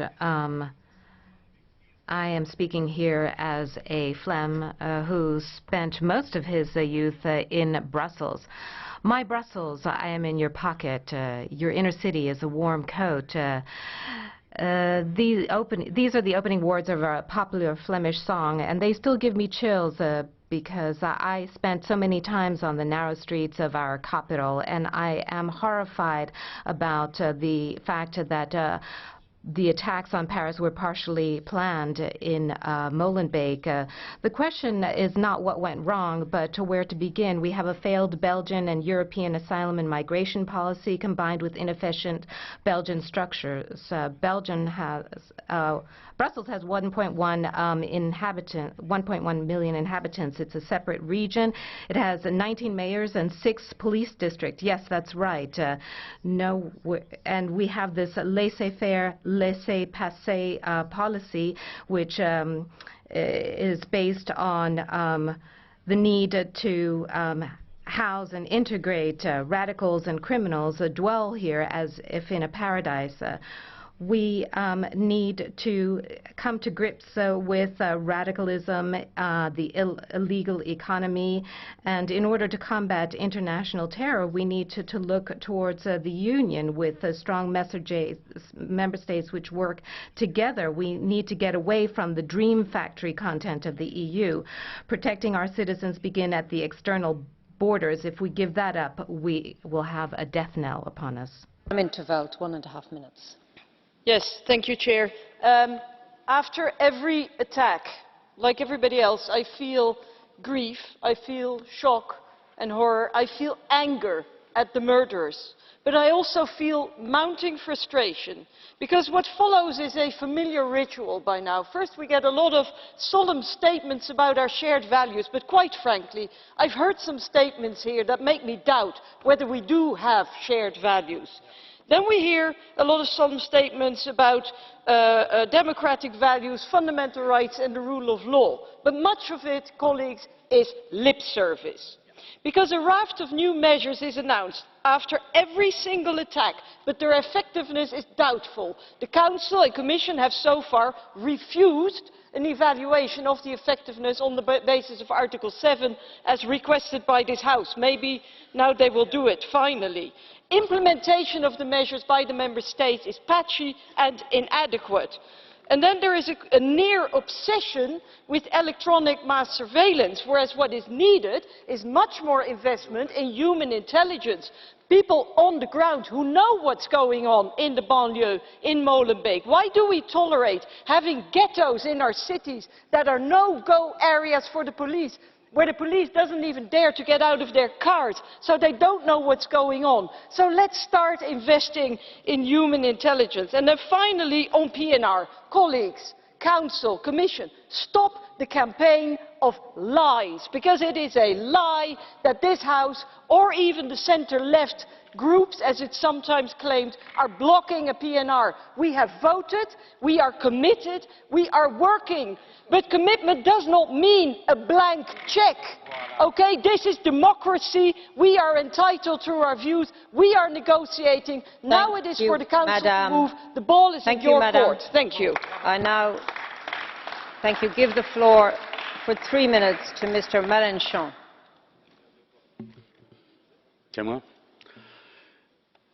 Merci aux collègues et aux Thank you to the colleagues and the institutions who have joined the French people during this ordeal.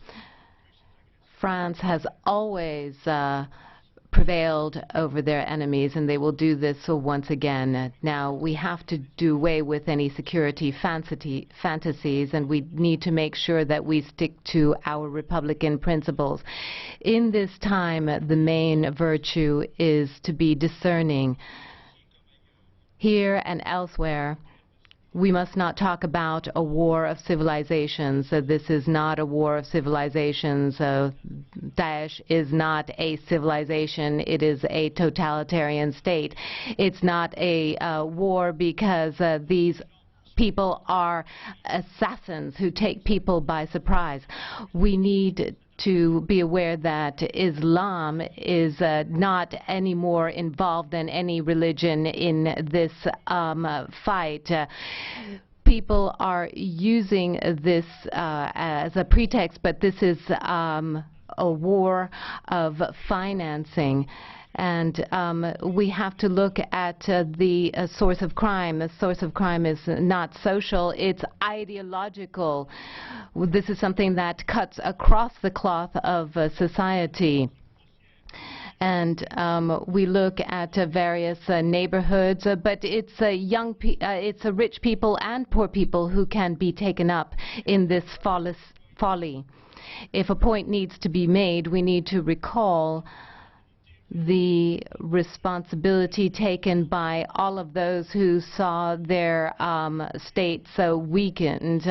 We have 12,000 less policemen because of austerity, because we don't have the financing to have these services. We need to do away with cuts in public services. Now we say that we should show goodwill, but we need to see who's actually feeding Daesh. Now, they want to control an area of the world where huge riches are created. So we need to stop terrorism. We shouldn't have the European population as a whole pay for this. If we have a war, then we need to fight that. And what we need to fight is the financing of terrorism. It's humanity, universally, which is being jeopardized here. We need to have a single body here to deal with these issues, such as the UN. And there is the motto of the Enlightenment, liberty, fraternity, and equality for everyone. Colleagues, I am conscious that the debate is lengthy, and I would ask you to respect your speaking time. Our next speaker for 1.5 minutes is Mr. Albrecht. Honourable colleagues, the recent terrible attacks haven't been the first in Europe. We knew about the threat, and we owe it to the victims to reconsider if our actions are delivering effective security or not. Already after 9/11, joint investigation teams have been set up under Europol and Eurojust to enforce cooperation of member states' authorities. But since 14 years, this is barely used. No money, no personnel, no political will from the member states to strengthen European cooperation. In particular, for going after terrorist suspects. In Europol, information sharing is almost dysfunctional, as large numbers of member states don't share information on known suspects and risks. If this would be different already today, we would have perhaps prevented a number of recent attacks. But instead of learning from our mistakes, we just go on with the same ineffective measures we have taken. The current proposals by the Council on an EU PNR directive is in fact an extraordinary, expensive model of 28 silos full of completely irrelevant information on innocent travellers. At the same time, we already know since years who is on which plane in Europe, but we didn't follow up to alerts of known suspects travelling to Syria and back to the European Union. This is why we need to focus, we need targeted information sharing and joint investigations. This is what we should deliver and spend our money on, nothing else. Thank you very much. Madam Ferreira, for 1.5 minutes. Thank you, President. Honourable colleagues, after the Paris attacks, which we all condemn strongly without reservation, there's a risk that fear will now dictate policy in Europe and that we'll adopt misguided policies. Declaring war on terror with another war and further terror is not the solution.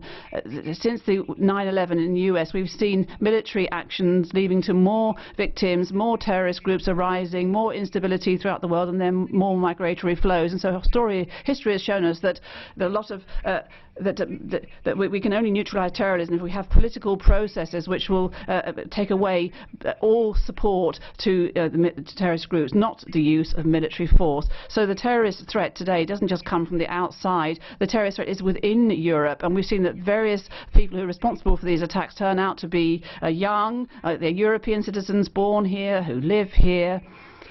And there are economic and social facts which are contributory facts and lead to exclusion, discrimination, lack of integration. They are the environments which are breeding grounds for violence. So we have to ask ourselves whether these economic and social factors, whether these misguided economic policies and social policies in Europe are not failed policies and which actually have also fed terrorism. So we need to aim at prevention and de-radicalisation with education, tolerance and respect for different cultures and the promotion of social inclusion. And we have to overcome the reservations of member states when it comes to the better cooperation and better exchange of intelligence. That's the best way of combating terrorism in a cross-border fashion. So I'm hoping this will happen, but I hope that because of the increased territory we don't end up damaging basic rights.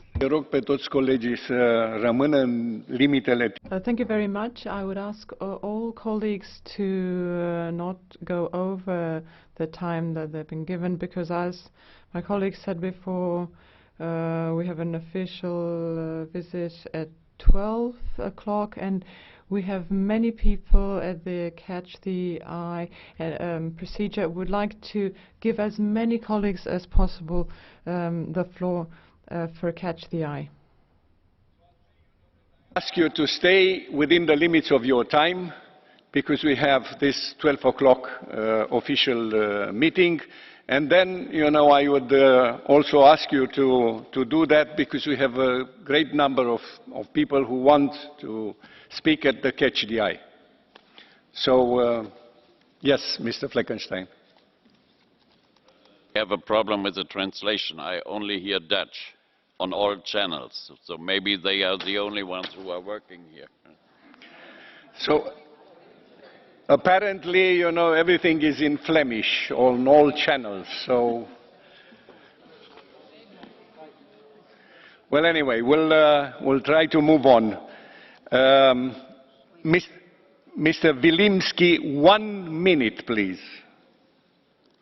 Thank you very much, President. Now, from an Austrian perspective and from the Freedom Party in Austria, we would like to extend our solidarity towards France, as well as every sympathy to the victims. I think that we have to be very clear in what we say here and remember the cowardly attacks against Charlie Hebdo, as well as the cowardly attack on the Jewish Museum in Brussels, and most recently the massacre in Paris. And I think we are all effective, and we have to therefore say that we have to perhaps look at the pyre now of a multicultural society, and all of us who have simply buried our heads in the sand and closed our eyes when it was obvious that these Islamist circles were radicalizing fellow citizens, and I think that out of respect for the victims in Paris we need to try and learn the right lessons, and that is why we need to ensure there is a sea change, that there is an about turn in our policies. We need to close the borders because we want to keep extremism and Islamism out of Europe. Thank you.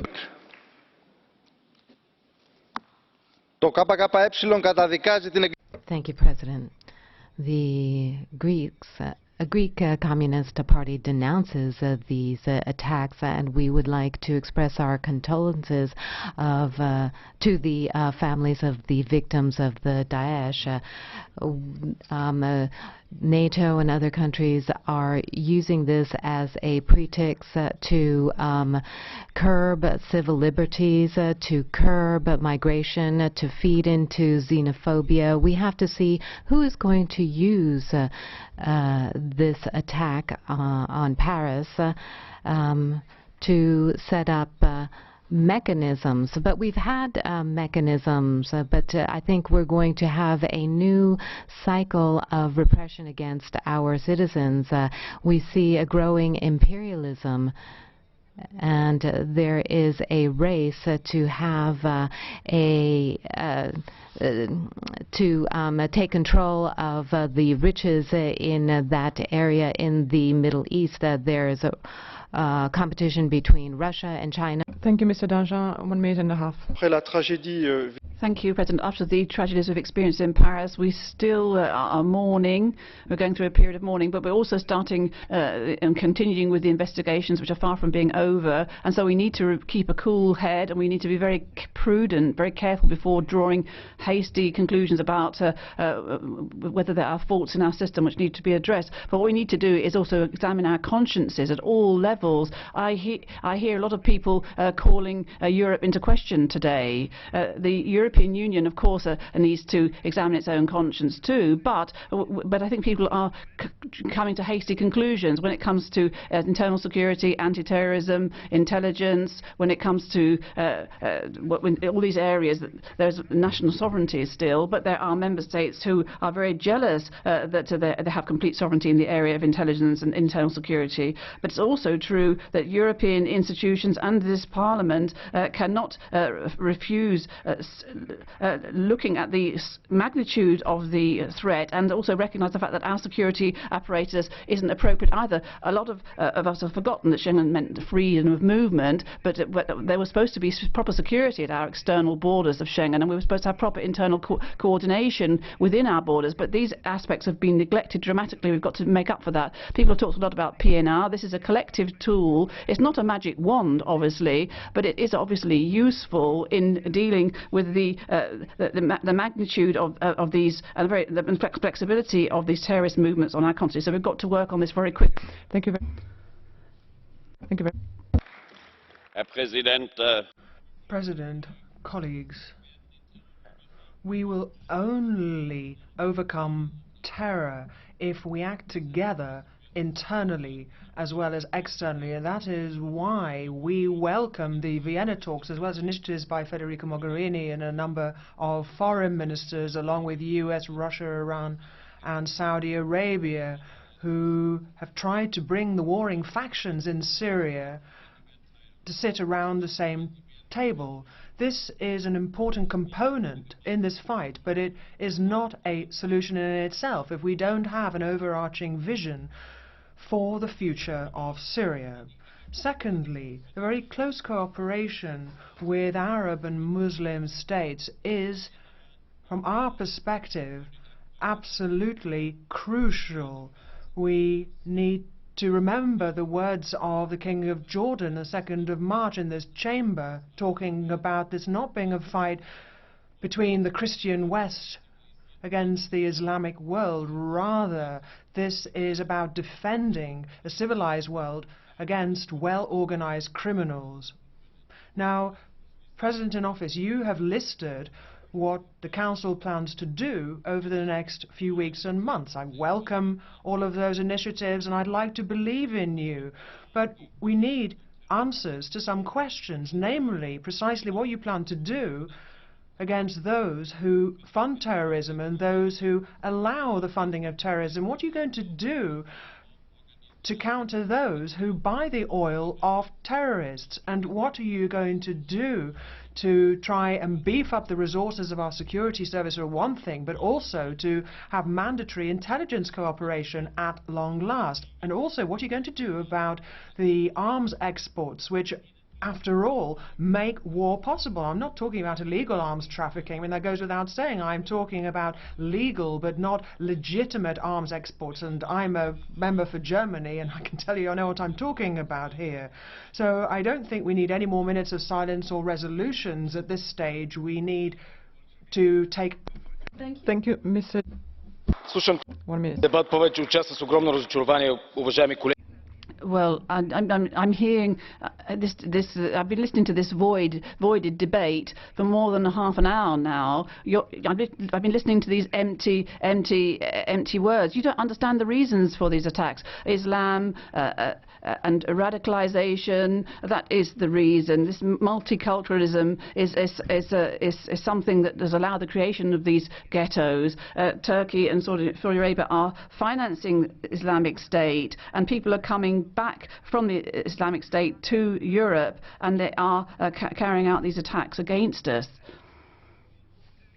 Dear colleagues, you are always saying the same thing time and again since the Charlie Hebdo attacks. You haven't learnt anything since then. The proposals of the Commission are empty of meaning. We've got to shut our borders. Migrants have got to be stopped. We've got to do away with these ghettos, and we have to destroy Islamic State. Everything else is just empty. Thank you, Ms. Merci, Monsieur le Président. Permettez-moi. Thank you very much, President. Allow me once again to express my condolences to the victims and their families. The horrible attack in Paris and the ensuing shock of the attacks by these barbarians is something that cannot be expressed in words. I would like to say to the French people, we are with you. We feel your pain. We share your anger. We are as determined as you are to work together to combat these cowardly terrorists. When I see the solidarity expressed by huge swathes of the European population, we see that the European values are still strong, but our political community, unfortunately, is not living up to the acts of solidarity of our citizens. So we see a lot of protectionism and selfishness, and this is something that flies in the face of European unity. In the days and months to come, we'll have to work together. We need a PNR system, a European PNR. But the question is, what use will this be if the intelligence services of the member states cannot share information? But together we will be able to shed light in the midst of night, and we will be able to champion our values in society, and together we will combat this hatred. Thank you. And now, Mr. Paksas, 1 minute and 30 seconds. Mr. President, we're being convinced that terrorism doesn't have a religion, but today terrorists are using religion as an excuse for acts of terror. In many countries in the world, it is obvious also that refugees are being used by terrorism. There are so many stories about attacks, kidnappings, and unfortunately we have to admit that these are consequences of political actions in support of Arabic Spring and other measures. And indeed we are now facing a reality where this fire has spread over a huge territory, and it is really difficult to fight terrorism in this huge geographical space. We should not open our external borders to all migrants and all refugees, and we also need to assure that intelligence services exchange information and take preventive actions.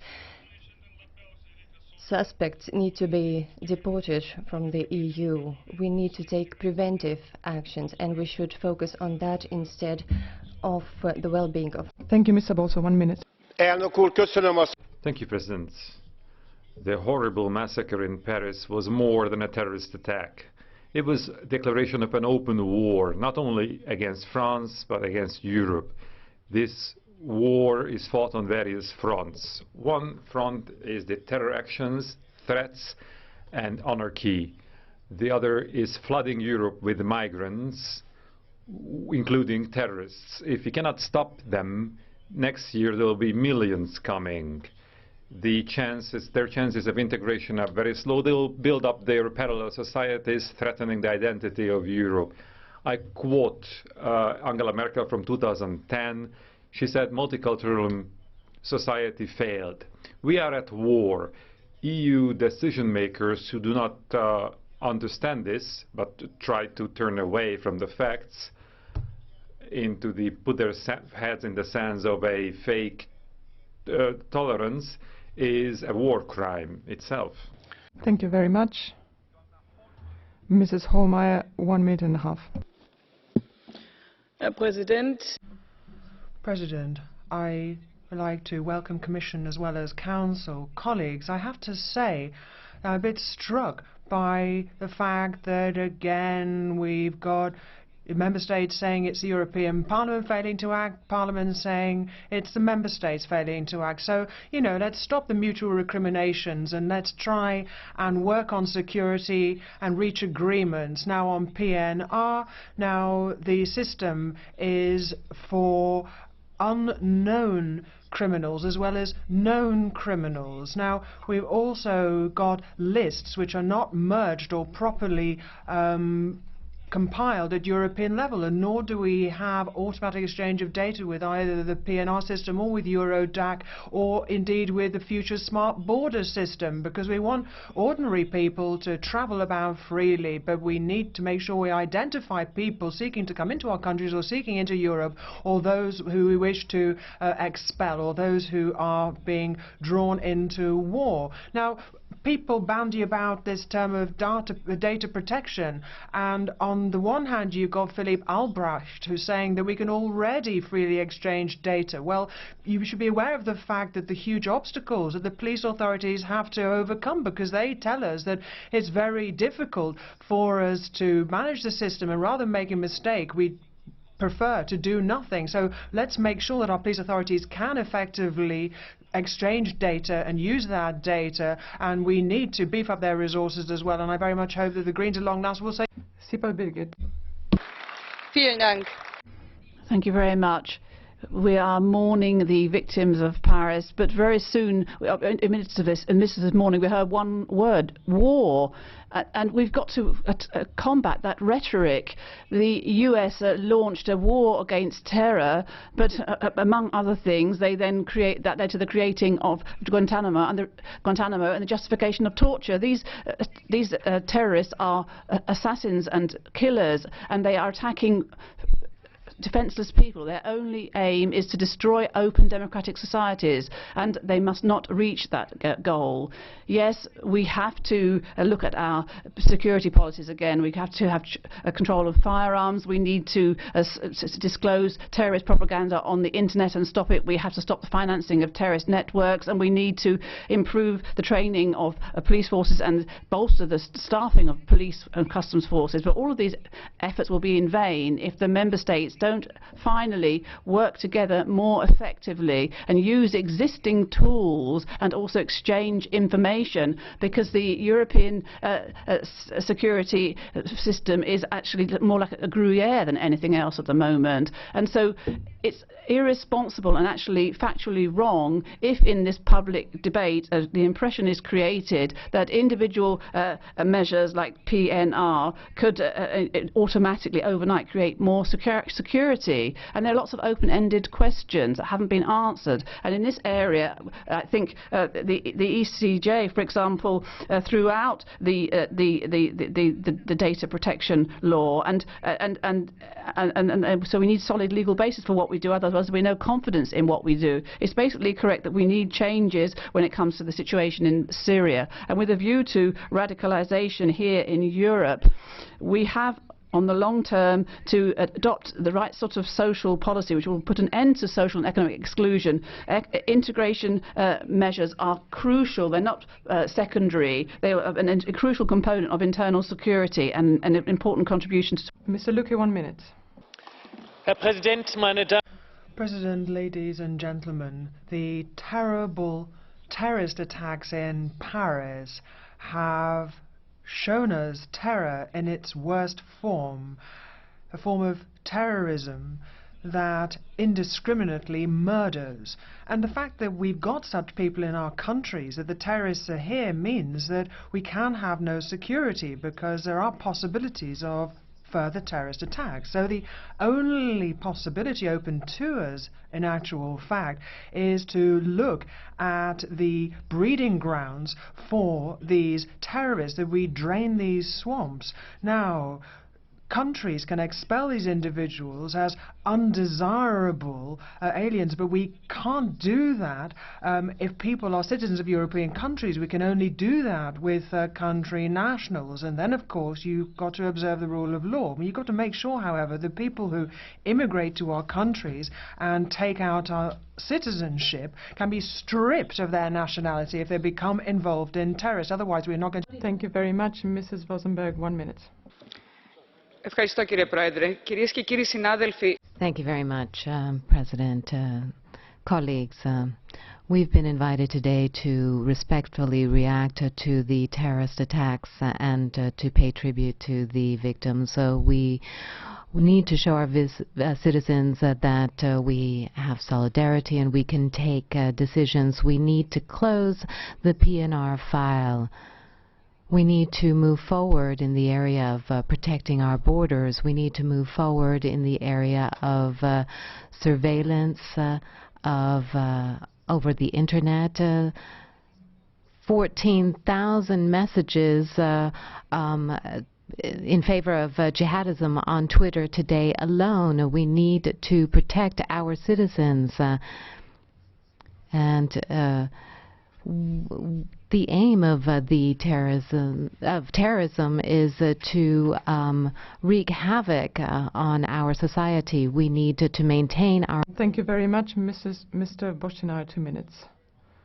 Mr. First Vice President of the European Commission, it is hard to evaluate right now the impact of the latest attack in Paris on the European society and its fundamental values. The core system of our values, liberties and democratic rights has been shaken. We have the responsibility to ensure that nothing similar will happen again by adopting a more efficient framework of social integration, not assimilation but social integration, combating radicalisation and first and foremost neutralising the roots of the extremist behaviour of terrorist organisations.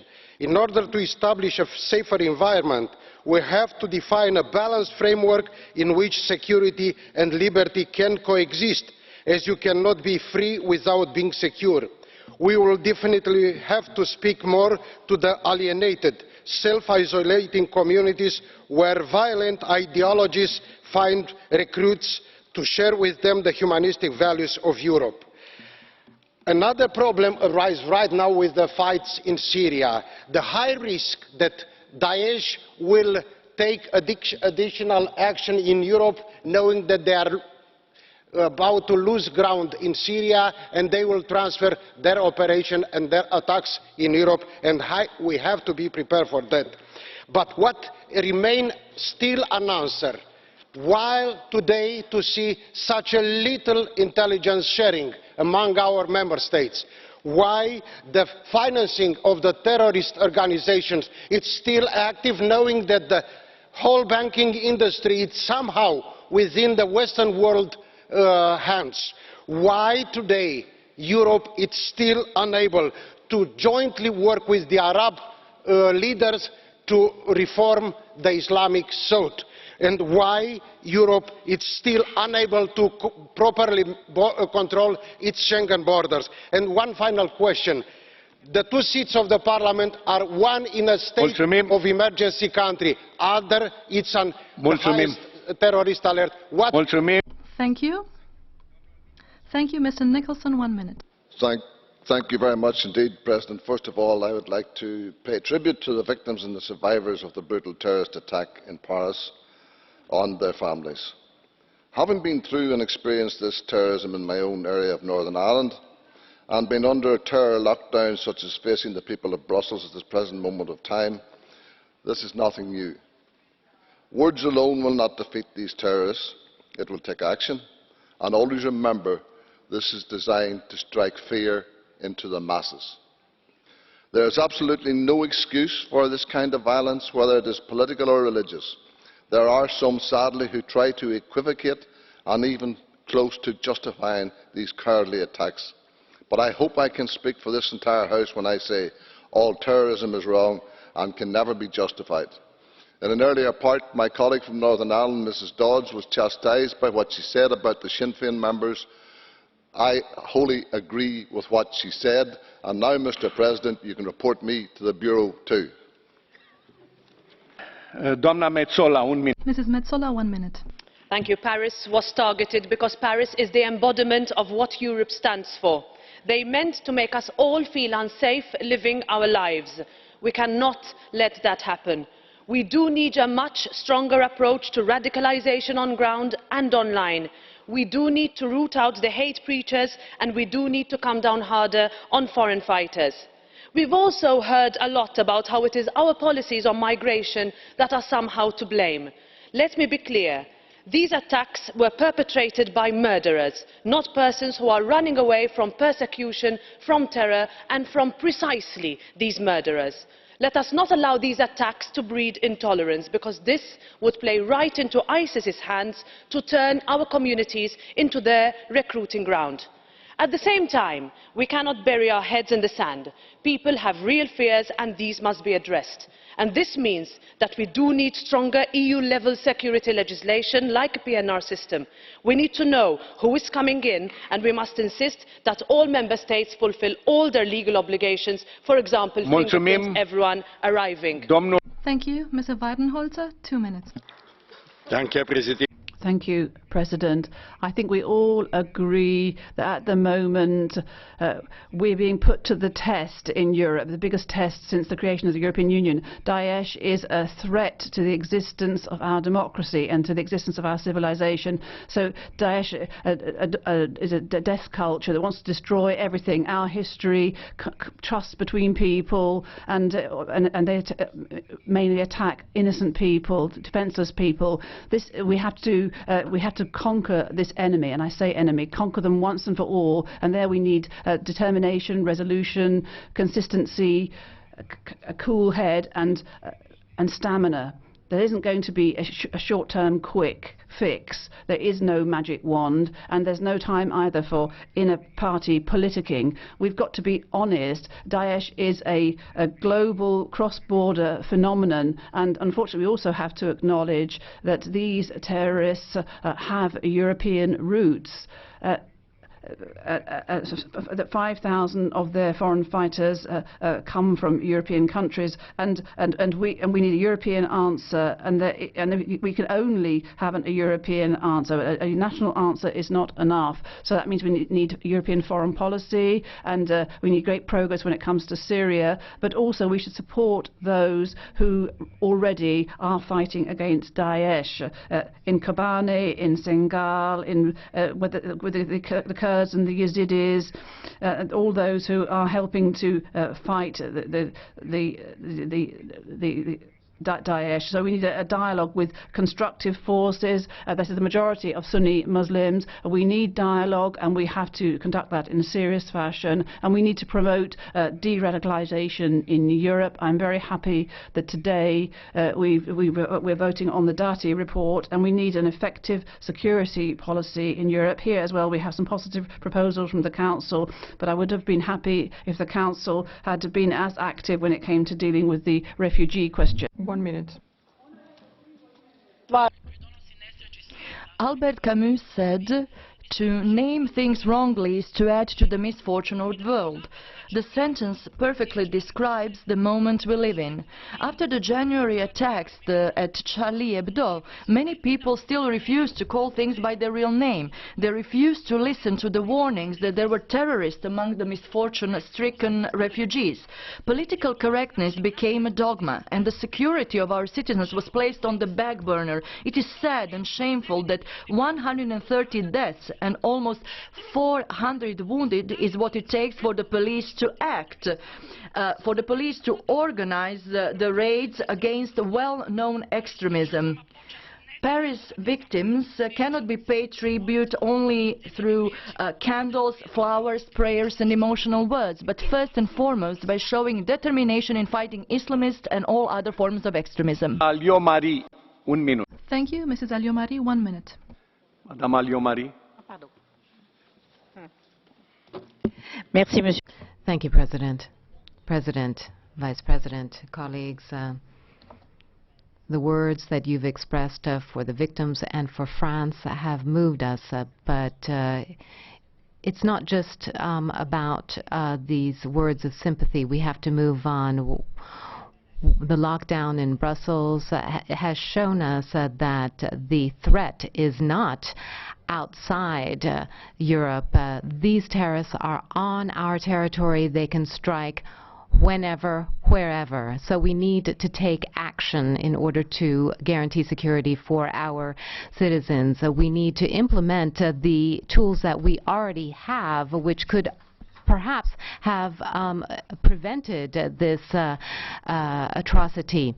We need rapid intervention and border controls, but there are also discussions which are being blocked on PNR. And why? Because of our international agreements and also Article 47(2). We would recommend to the Council to take strategic measures. We need to do this. Howitt, 1 minute și 30 de secunde. Thank you, President. After the Paris attacks, we rightly said nous sommes unis. Today we have to show the same unity in learning the lessons. Counter-terrorist police in my own East of England constituency told me that the tracking of passports against the terrorist database at the external border and restricting the flow of firearms in mainland Europe would improve our security in Britain too. And as one of 5 members of the European Parliament security cleared to read EU intelligence, I say that European nations can do much better at sharing their intelligence against our common threat. To the High Representative, I say that when France invokes the treaty's mutual defence clause, we have to make a meaningful response. And that our efforts at the Vienna peace table are essential, but part of the obligation for all who sit there must be to cut off the flow of terrorist finance. President, Europe never should compromise our values. Unity with our friends in Brussels, hoping that life can return to normal as quickly as possible there, because we defeat terrorists by refusing to allow them to disrupt our lives. Unity with our Tunisian friends, because we do not say that only European lives matter and believe we should combat radicalisation in partnership with all countries where terrorists are recruited. Unity with refugees, because they are fleeing the very same violence which we saw on the streets of Paris, and because all life is sacred. And unity with people of Muslim faith in Europe and the world, because in Europe we say ISIS is wrong. We are Christian states, we are Jewish states, and we European states are Islamic states, not you. Domnul Van Orden, 1 minute. President, I have to say I'm reassured by some of the practical. Някои от практическите мерки на съвета вдъхват в мен увереност. може би правата на човека в най-широкия смисъл на думата се превръщат в един злоупотребяван коз в ръцете на някои. Трябва да се позоваваме не на системата от преди 70 години, а на договорно-правната система, която действа в момента.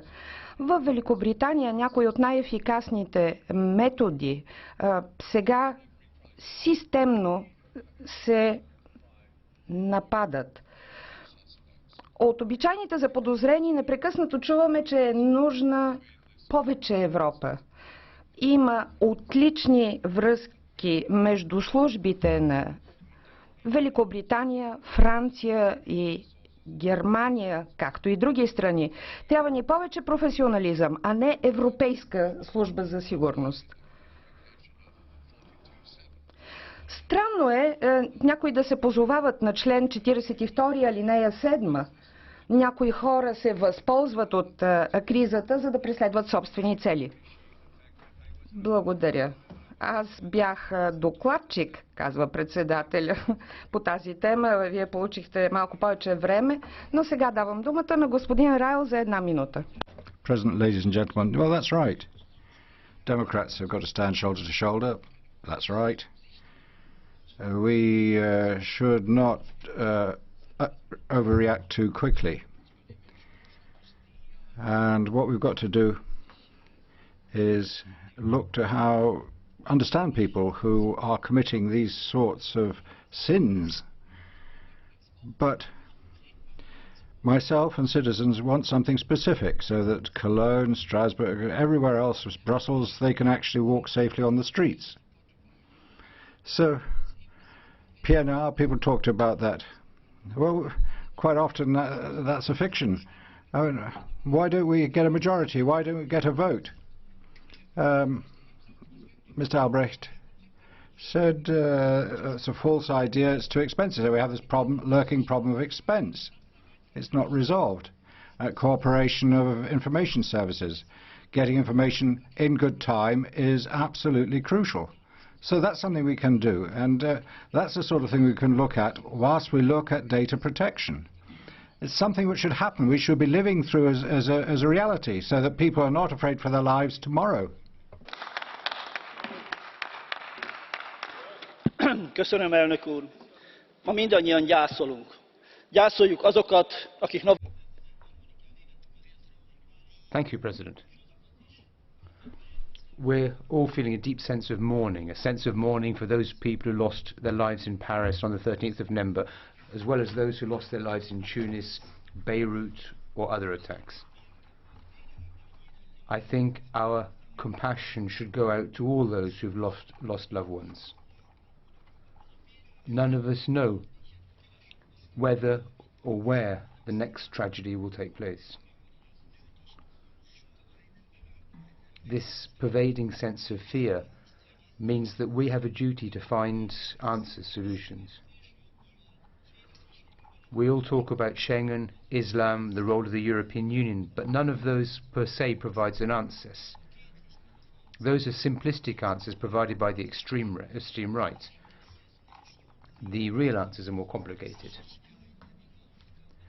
What we can say is that short-sightedness on the part of member states who jealously guard their national sovereignty, putting up fences, and those are the real source of the crisis between nations.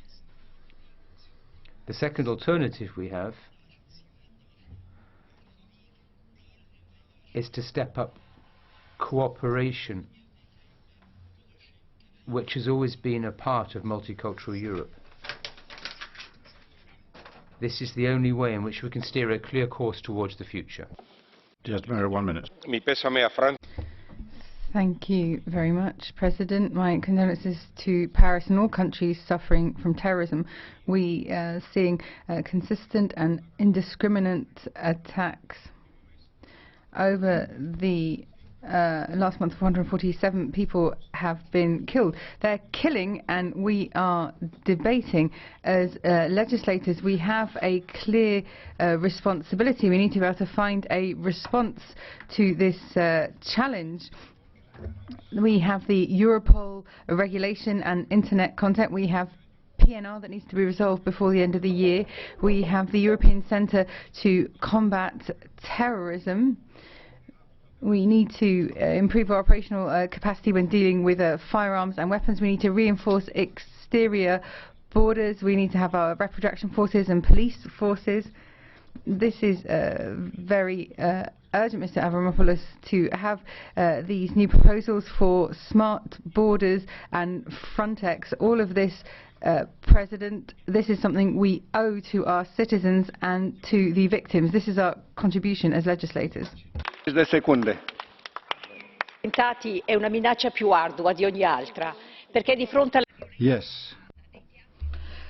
Някои се заблуждават, че фронтът е далече, че военни действия се водят другаде. Изведнъж се оказа, че дълбоко грешим. Насилието е тук, в нашите квартали, в нашето всекидневие, и това всява страх у хората. Di giovani che a volte hanno passaporto europeo. Difficile comprendere le ragioni, ma non può essere solo la follia, per cui un giovane cresciuto con noi sia attratto da una scelta fanatica e uccida altri giovani come lui, e insieme gli ideali di libertà e di tolleranza. Ci vogliono certamente risposte di sicurezza immediate, ma c'è qualcos'altro molto scomodo da fare, qualcos'altro di più. È una risposta sul piano della cultura, del dialogo, per dare a ciascuna persona di diversa cultura e religione la sua dignità, dentro a un quadro condiviso. C'è un lavoro di prevenzione, di integrazione, che va fatto nelle scuole, di educazione. Lo spazio della convivenza e della coesistenza non è mai... A space of living together, an intelligent training approach. It's not enough just to re-erect frontiers and barbed wire, because this goes through wires, it goes through walls and the internet. We need to do more than that. We have to have joint intelligence. We need to have something where we deal with arms trade. Doamna Gardini, un minut. Gardini, 1 minute. Thank you.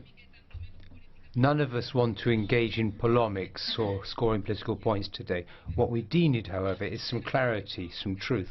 We have to try to move away from the suffocating rhetoric of the politically correct. Even the Pope, Francis, has often described this as hypocrisy.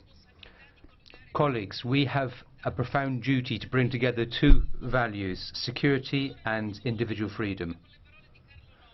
I don't want to use my own words, I'd rather use the words of Cardinal Nord, a famous Italian magistrate. Freedom, when it's set down by the law, pursuing a superior collective right of self-defense. This should be quite clear. It's not enough simply basing ourselves on principles of benevolence. If we really do want to defend our values, which are based on the two pillars of the Greek Enlightenment and Judeo-Christian values, we have to show solidarity while at the same time acting. We need decisive solidarity, able to defend our values and our citizens. Thank you, Pagno. 1.5 minutes. Président, Monsieur le Ministre. President, Minister, we have the pain and death that the European attacks have brought, but in order to combat this challenge and to fight against those who want to divide us, I think the 500 million European citizens have understood this very clearly. Islamic State was not just trying to attack Paris, France, it was the whole of Europe that was attacked. It's what we represent in our diversity that was attacked. We are at war. We are fighting to defend our freedom and our values and our way of life. We are fighting to protect our children, the children of our countries. This fight, we will win this fight with more Europe. We need better control of the external borders, but we also need more Europe to have a centre in place to counter terrorism within Europol. We need more Europe to fight against jihadist websites which are very detrimental to certain young people. We need more Europe to fight against the funding of terrorism, smuggling of cigarettes, of artworks, among other things. in order to face the challenge of terrorism, we need to fully utilize the Schengen tool, as Jacques Delors said just a few days ago, the former President of the European Commission. Yes, we need more Europe to protect ourselves, and it's because we will have more Europe that we will manage to fight terrorism and nationalisms. Domnul Melo, un minut. Nuno Melo, 1 minute. The Paris attacks were not just against France, but the whole of Europe. Democratic values, Western values were in the crosshairs. Portuguese, too, were murdered, as it were. We're under war without classical rules of war, but nevertheless still lethal. It's not enough to come up with romantic statements saying let's not give in to fear. No, we have got to do something, because our values, our way of life is under attack, our existence is under attack. In fact, our own houses have been invaded, and we Europeans have got to keep to our values, not forgetting others. Otherwise we are putting at risk our own people with our decisions. Everything's got to be weighed up. Smart borders, PNR, stopping off finance, looking to new forms of communication, using military force in all its guises. We've got to look at the conditions for giving people right to stay. So this is it. I'm just finishing. We've got to do something. Europe must face this medieval creature. Spoštovani plenum, v tej dvorani velikokrat poslušamo obsodbe. Thank you, President. Here in this House, we've heard condemnations of terrorism committed on European territory. My compassion goes out to all the victims of Paris. At the same time, however, I have equal compassion for the innocent civilian victims in Syria, Lebanon, Iraq and so on. We have to find efficient ways of bringing the conflict to an end in Syria and the Middle East. There are to be found the roots of these terrorist attacks. Once again, we've seen proof of the fact that the stability of the European Union and the Middle East are intrinsically linked. One of the key issues we have to deal with is the Palestinian conflict. Because of its division, the European Union was powerless in the conflict in Iraq. We are now showing equal impotence when it comes to debating the refugee crisis, with all the collateral damage being caused by the Syria crisis. This isn't something which was caused by Europe, but we pay the price for it, a financial, moral and societal price. Because of all these facts, the European Union has to present a united front in its dealings with the United States and Russia. We have to send out a clear call to bring the war to an end. At the same time, however, in many cases we're going for populist solutions of putting up barbed wire fences and spreading hate. We are laying the seeds of further distrust in the future, and this is something which extremists of all hues profit from. And the same would apply to populist politicians. If we can't find a common language which enables us to bridge the gulf between the religious discourse of Christians, Muslims and others, while at the same time reflecting the concerns of those on the right, if we don't act with an open mind, we can quickly find ourselves in a situation where Europe is no longer a continent in which peace is a given. And the acts committed by these terrorists will contribute to that. This is why it's important we act together. Bill, 18 colleagues with only just 1 minute each. So I really would ask you to respect your 1 minute. Mr. Preda, you have the floor. 1 minute. Thank you very much, President. I would like to say, first of all, I think the Paris attacks have created a European solidarity. This should go beyond words.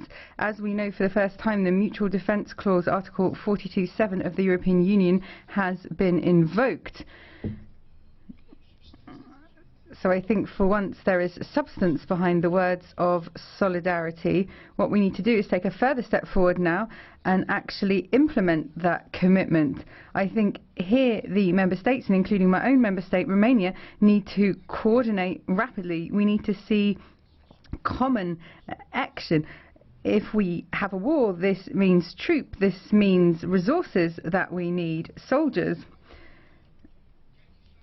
The Islamic State Caliphate is attacking us at multiple locations in Europe. Solidarity goes beyond just the war in Syria. 1 minute. Panseri, 1 minute. Grazie. Thank you, President. We think we understand what's going on, but we don't, because this is totally new. We have difficulties in reading reality and facing it. We have to give security to frightened and drifting citizens. But at the same time, we pride ourselves on being under the rule of law. And the governments of Paris and Brussels probably couldn't do anything else other than they did. But I wonder if we are aware of the risks which lurk under state of emergency. We've got to look at the Muslim community closed into their various areas, and everybody from Maghreb is under suspicion. He's arrested, taken aside, searched, all the rest of it. So, go back to 17th of October 61, we can't forget, 71, we can't forget that. Daesh is one of the most cruel jihadist movement, but it has a brain, it has strategy. The speaker is interrupted. Doamna Gall, 1 minute. Doamna Gall, 1 minute. Thank you, President. I have every sympathy for the families of these victims in France and elsewhere. After Paris, in Brussels this weekend, it emerged quite clearly that the European Union and the Member States have a primary task, which is to make sure that they take care of their own citizens and provide protection. We need to, of course, defend our liberty, but we're also talking about the security of Europe. European citizens expect us to be honest at long last. In the interest of their safety, we need to defend our borders. This influx of people shouldn't be used as an opportunity by terrorists, because that would undermine the Schengen system and the Schengen acquis. All of this would be destroyed. European integration would be at risk. This is just fear, uncertainty, scaremongering, and of course a winning tactic for the extremists. That's not the kind of Europe that we want. Thank you. Domnul Khan, aveți 1 minut și... Thank you. Khan, 1.5 minutes. Mr. President, I extend my deepest condolences to families of victims of the Paris attacks. We stand united against terror. Paris was an attack against us all. Also, let us not forget that every day is Paris somewhere in the Muslim world. Only yesterday, we witnessed another terrorist attack in Tunisia.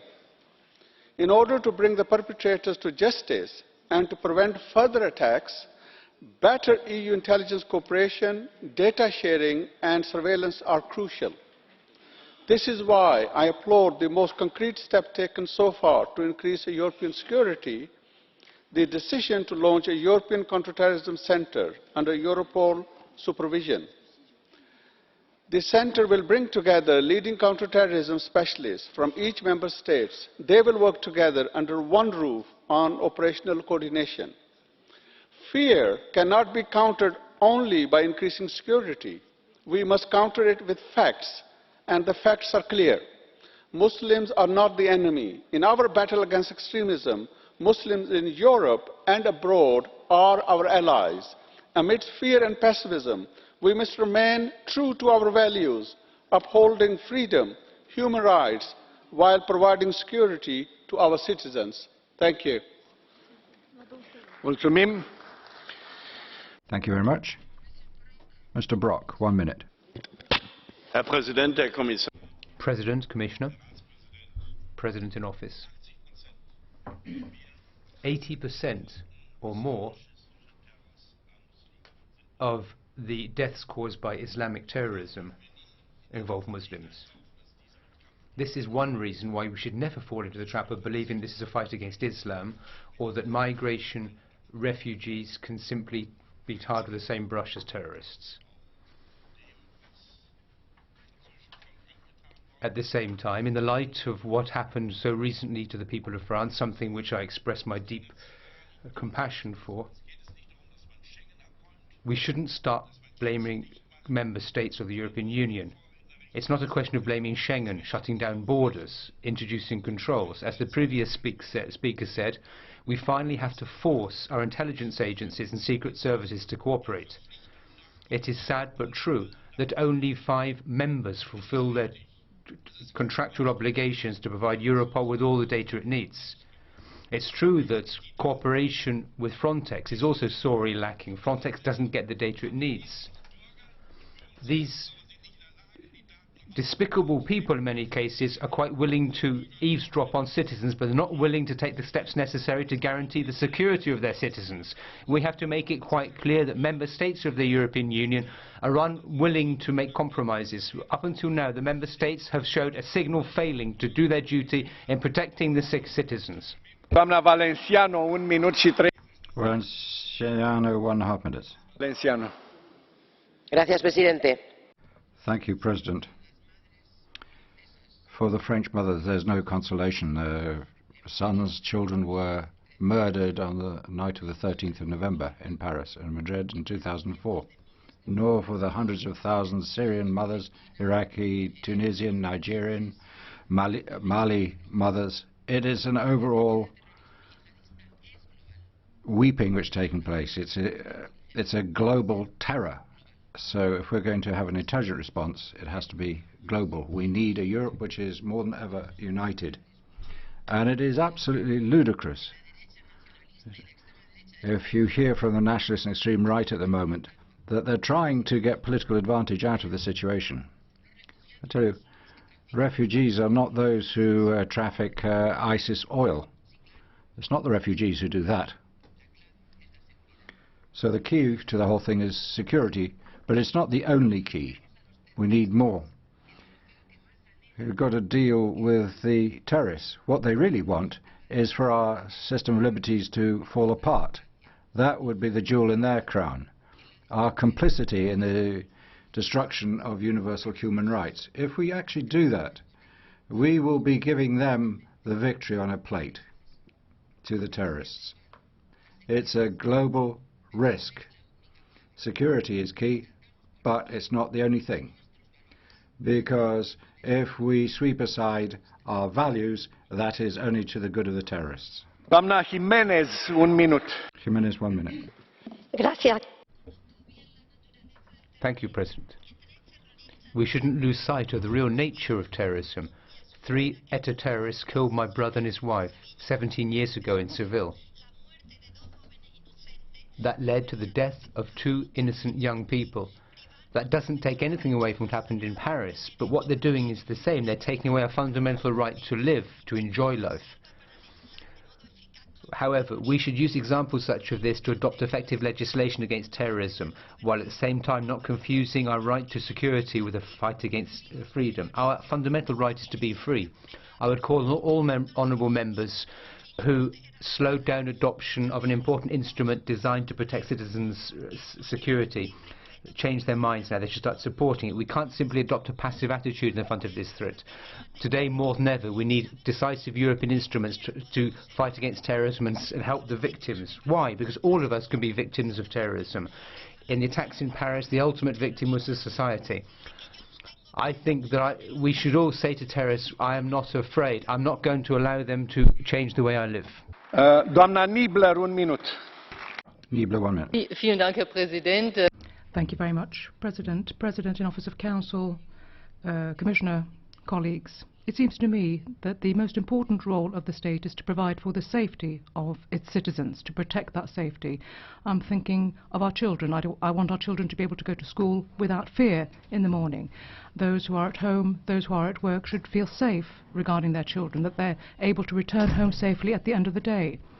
Now, in our member states, many measures are being suggested in order to increase security. That's been on the table for some years now. A lot of comments have been made by my colleagues. Mrs. Hallmeyer has spoken about PNR, many others too, an automatic exchange of data, a checking of data throughout the whole of Europe, and also providing data protection that is not protection for criminals, of course, for those who are the perpetrators of these crimes.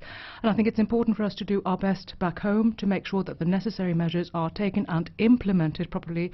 We need proposals to that effect, and I'm calling to you as President in Office of Council to do whatever is necessary in Council to make sure that we get this going now. It's been on the table for many years. For 1 minute.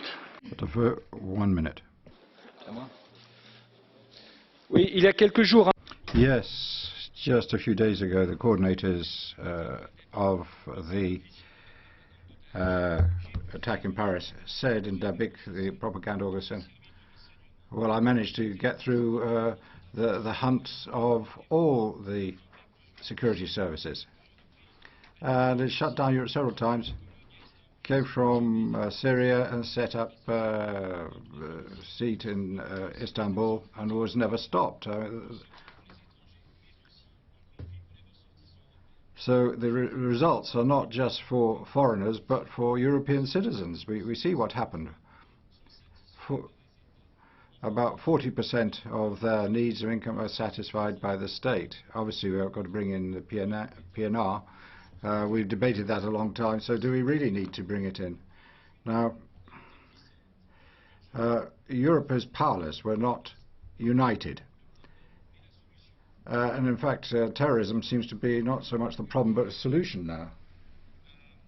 Domnul Lenares, 1 minute.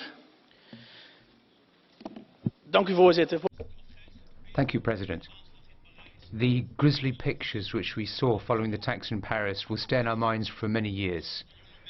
So many victims, so many young people whose life was snuffed out in a concert hall, a restaurant or a street terrace.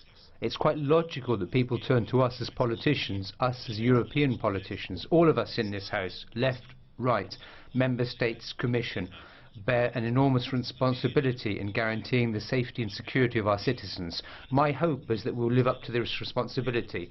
What we need is not new proposals, despite what some members here seem to think. What we need are measures which have been on the agenda for a long time now. PNR, the Anti-Terrorism Centre, Internet Referral Unit, the Europol mandate. Things which we've been talking about for years now. And despite what many people seem to be suggesting today, we're unable to explain why we haven't acted to European citizens. Bild, 1 minute. Merci, Monsieur le Président. Thank you very much, President. My heart beats with the people of France today. This is a moment for Europe to come together because we are being tested. In the face of terrorism, we need to be stronger than ever, more united than ever, more firm than ever. We need to instill a sense of confidence amongst our citizens, and we need to take tangible measures.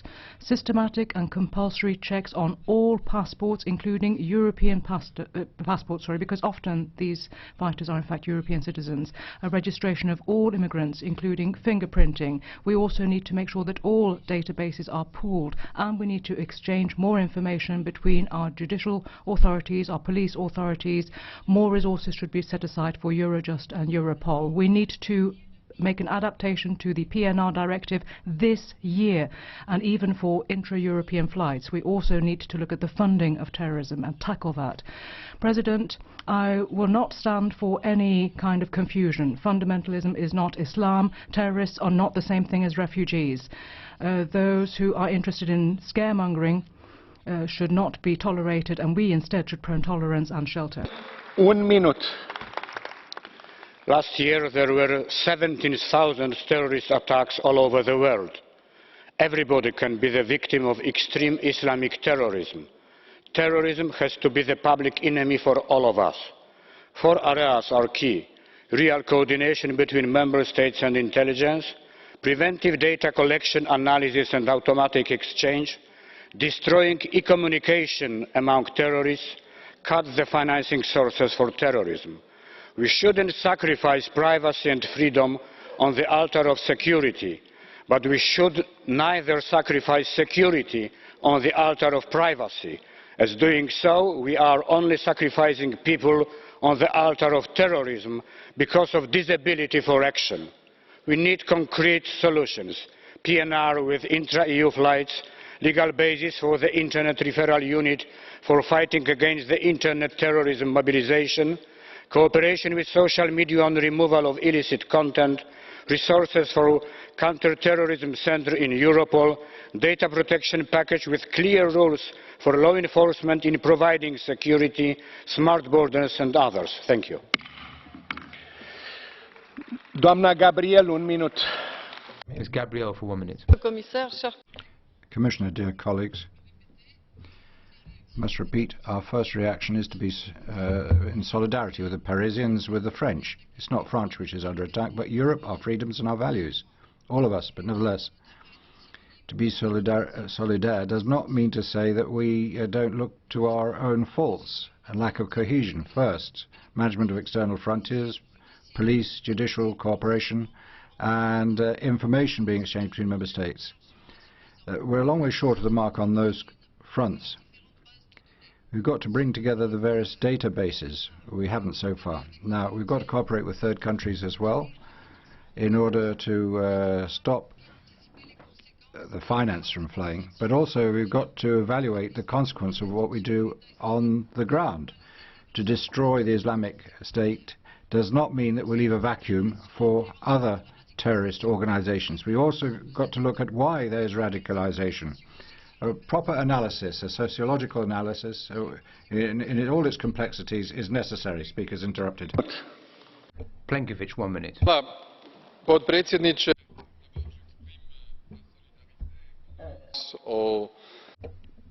First of all, I would like to express my condolences and compassion for the people and authorities of France. The brutal attacks in Paris did not choose their target. The message of the terrorists is we are at war. We now have to show that we are capable of answering these attacks.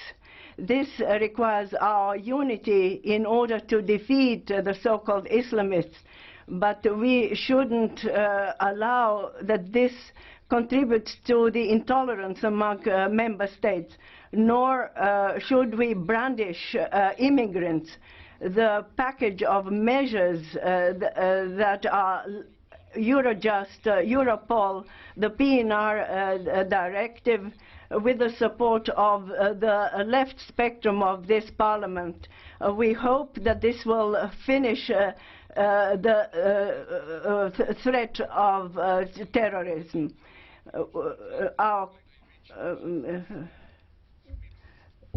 Becker, 1 minute. Liebe Kolleginnen und Kollegen, ladies and gentlemen, I turn in particular to colleagues from the Socialist, Green and GUI groups. I would like to think about what you've just said. If we continue to live up to our political responsibility for guaranteeing the security of people, if we refuse to do that now, immediately, PNR, including for domestic flights in the European Union, measures against illegal trade in guns, the long overdue checks on people leaving European external borders, including third citizens, massive reinforcement of security in external borders. I specifically welcome measures announced by Mr. Juncker, the Commission President, regarding strengthening of our Coast Guard. We have to ensure that Eurodac data works effectively. We have to strengthen Frontex. We have to prevent flows of funding and organise preventative data storage. It goes without saying that all of those measures are both necessary, but that they must comply with fundamental rights in terms of data protection. The President interrupts. Domnul Juvin. Mr. Juvin, 1 minute. Thank you very much, President. After these attacks, it's understandable that both France and Europe are going through a moment of reflection. But after that time of reflection, I think we'll have to ask the right questions. In France and in Belgium, for a fortnight now, we've been active and we've been able to seize hundreds of weapons. 2 weeks. We knew, in fact, where these weapons were, and yet we didn't go and fetch them earlier. Why, I wonder, why? Second issue, 100 radical mosques in France. What are we waiting for to close them down? Thirdly, PNR. Our Home Affairs Minister came to Brussels. He said he wanted PNR. Well, that's good. So do we. But why doesn't he say that a number of members of Parliament from his own majority here in the European Parliament actually put the brakes on the adoption of the PNR project? And I have dozens of questions like this. I turn to the government of France and all the European governments. Stop saying that since Charlie Hebdo you're going to be fighting terrorism. You know, don't just say that. Don't just pay lip service. Do this. It's not about communications anymore. It's not about posturing. It's not about amateurism. It's finally time for action. Thank you, Mr. Engel. 1 minute. Monsieur le Président. President, nevertheless, let's not try and outbeat each other on being isolationist. It's not through denying Schengen that we're going to deal with people who are already here and are putting us into a state of insecurity. Mosques were not closed, even though we knew they were preaching the most terrible radicalism. These mosques exist throughout the continent. We don't need an ongoing state of emergency to bring to bear the penal code, criminal law to bear in the right way against all people who preach hate and who are the vectors of radicalization here. Those who want ill for us are already here. They're homegrown. We should fight them here, these people, and they're the people who are trying to bring in the terrorists who have caused these problems so far. Nu am mai acceptat blue card-uri deoarece a fost. I am not in a position to accept any blue cards because we are late, which means we are not in a position to take any questions. I've had 21 requests to speak under the Catch the Eye procedure. I am unable to give the floor to everybody. As a result, I'd like to proceed as follows. One speaker from each group will have the floor for 1 minute. Mr. Sean Kelly, first of all, for 1 minute. I think I'm the only Irish speaker here today, and that's unfortunate in some respects, because if one thing Paris showed us, it is no single country, no single city, no football stadium, no restaurant, no individual in the Western world who is not now a target for the terrorists of ISIS. That means we need to unite to fight them. And only a while ago there I saw a tweet from the Irish Daily Mirror which underscores the point I'm making. It says ISIS have released an English-speaking video threatening the United Kingdom. Therefore action is needed, and above all I think we have to bring in the PNR directive as soon as possible. That's absolutely vital. Secondly, the data protection has been referred to. We are involved in that. We need clear rules, and particularly we need to guarantee the safety of individuals, because if we don't, we're going to finish up with a situation where we will have freedom in theory but no safety in practice. Mulțumim, domnul Lopez. Thank you. Lopez for 1 minute. Gracias, señor presidente. Condolencia con las víctimas. Thank you, President. I would like to extend my condolences to these terrorist attacks which affect all of us and express my solidarity with France and all the other countries affected by terrorism. The citizens of Europe, however, need a response in terms of legislation guaranteeing their right to security in the face of the fear which they all feel. And this means that we have to be realistic about a series of things. This isn't a debate about foreigners or immigration or asylum. It's not even a debate about Islam. We have to face up to the fact that it's impossible for us to win if we aren't able to count on the support and cooperation of Muslim states in our internal and external policy. These Muslim states are also suffering in the fight against terrorism. The second condition is that these terrorist attacks, which have caused so much suffering, Paris now, Madrid in 2004, weren't committed by people who flew to the European Union. They lived in Europe, they lived amongst us. This is why we have to step up and strengthen the Europe of intelligence agencies. We have to learn more about these networks. We have to act against them. We have to confiscate their funding, find out how their money moves. We have to do the utmost. President interrupts. Doamna Ford, 1 minute. Ms. Ford, 1 minute. Thank you. I was lucky. My own family in Paris that night were not in the bar. They weren't at the match. They weren't at the concert. This could have happened to any of us. Terrorism is never justified, and we must be united in the fight against terror, united across countries and, importantly, united across different faiths. And we must give the security services the tools they need to do their job.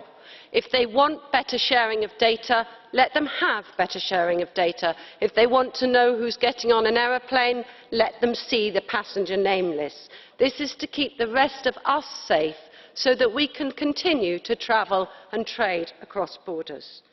Our national experts have a huge amount of experience in many countries in fighting against terrorism, and it is not this House's role to stand in their way.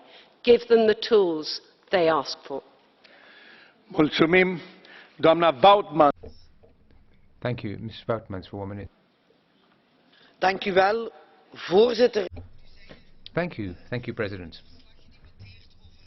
Yesterday we debated a report about radicalisation of young people and the fact that those young people are going abroad.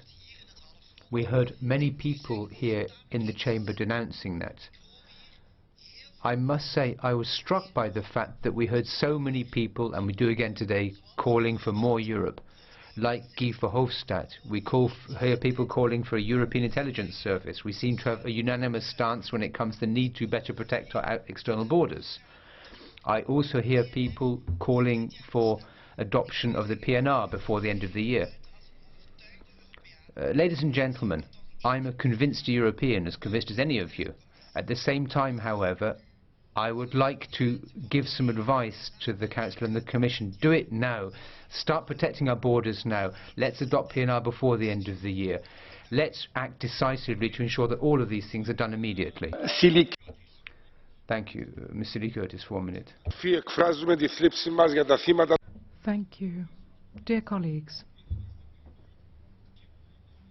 colleagues, we would like to express our condolences for the victims in Paris, Tunis, Beirut, and of course we say that we must fight the so-called Islamic State, but we also need to put an end to foreign intervention in the Arab world, because that is what's going on.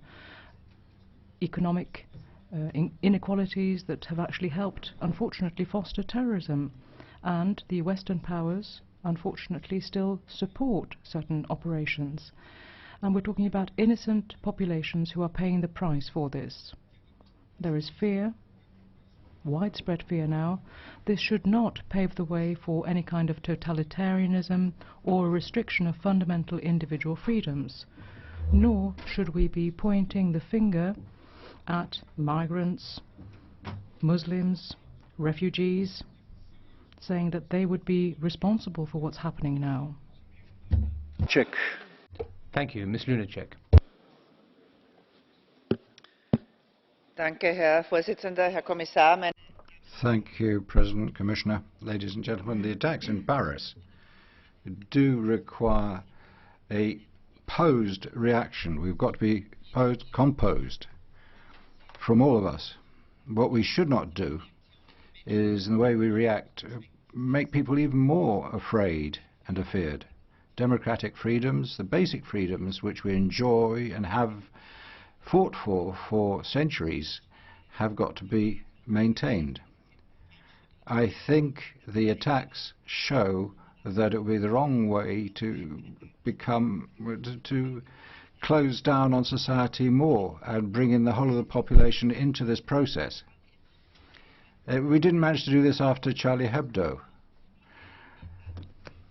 In fact, these attackers were not found, despite this increase in this haystack of security measures.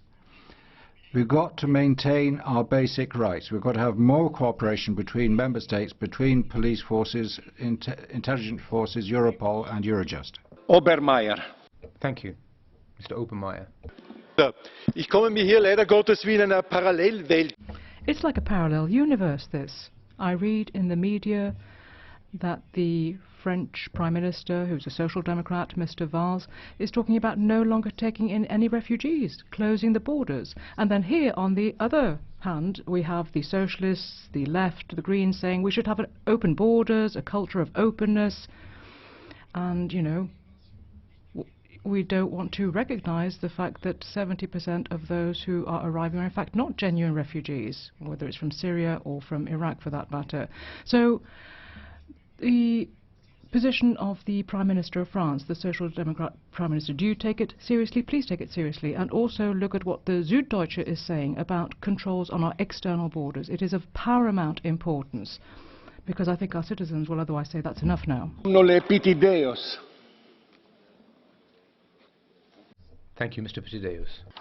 Τα τραγικά γεγονότα των Παρισίων, για τα οποία εκφράζουμε τη λύπη μας, δεν έγιναν ούτε ξαφνικά, ούτε ανεφ... Thank you. This was a surprise attack,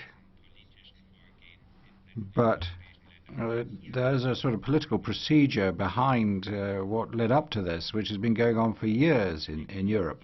Hundreds of thousands illegal migrants have been allowed in, and we just give them citizenship any old way.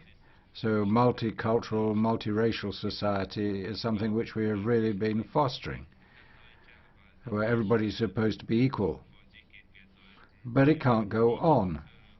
It must not go on.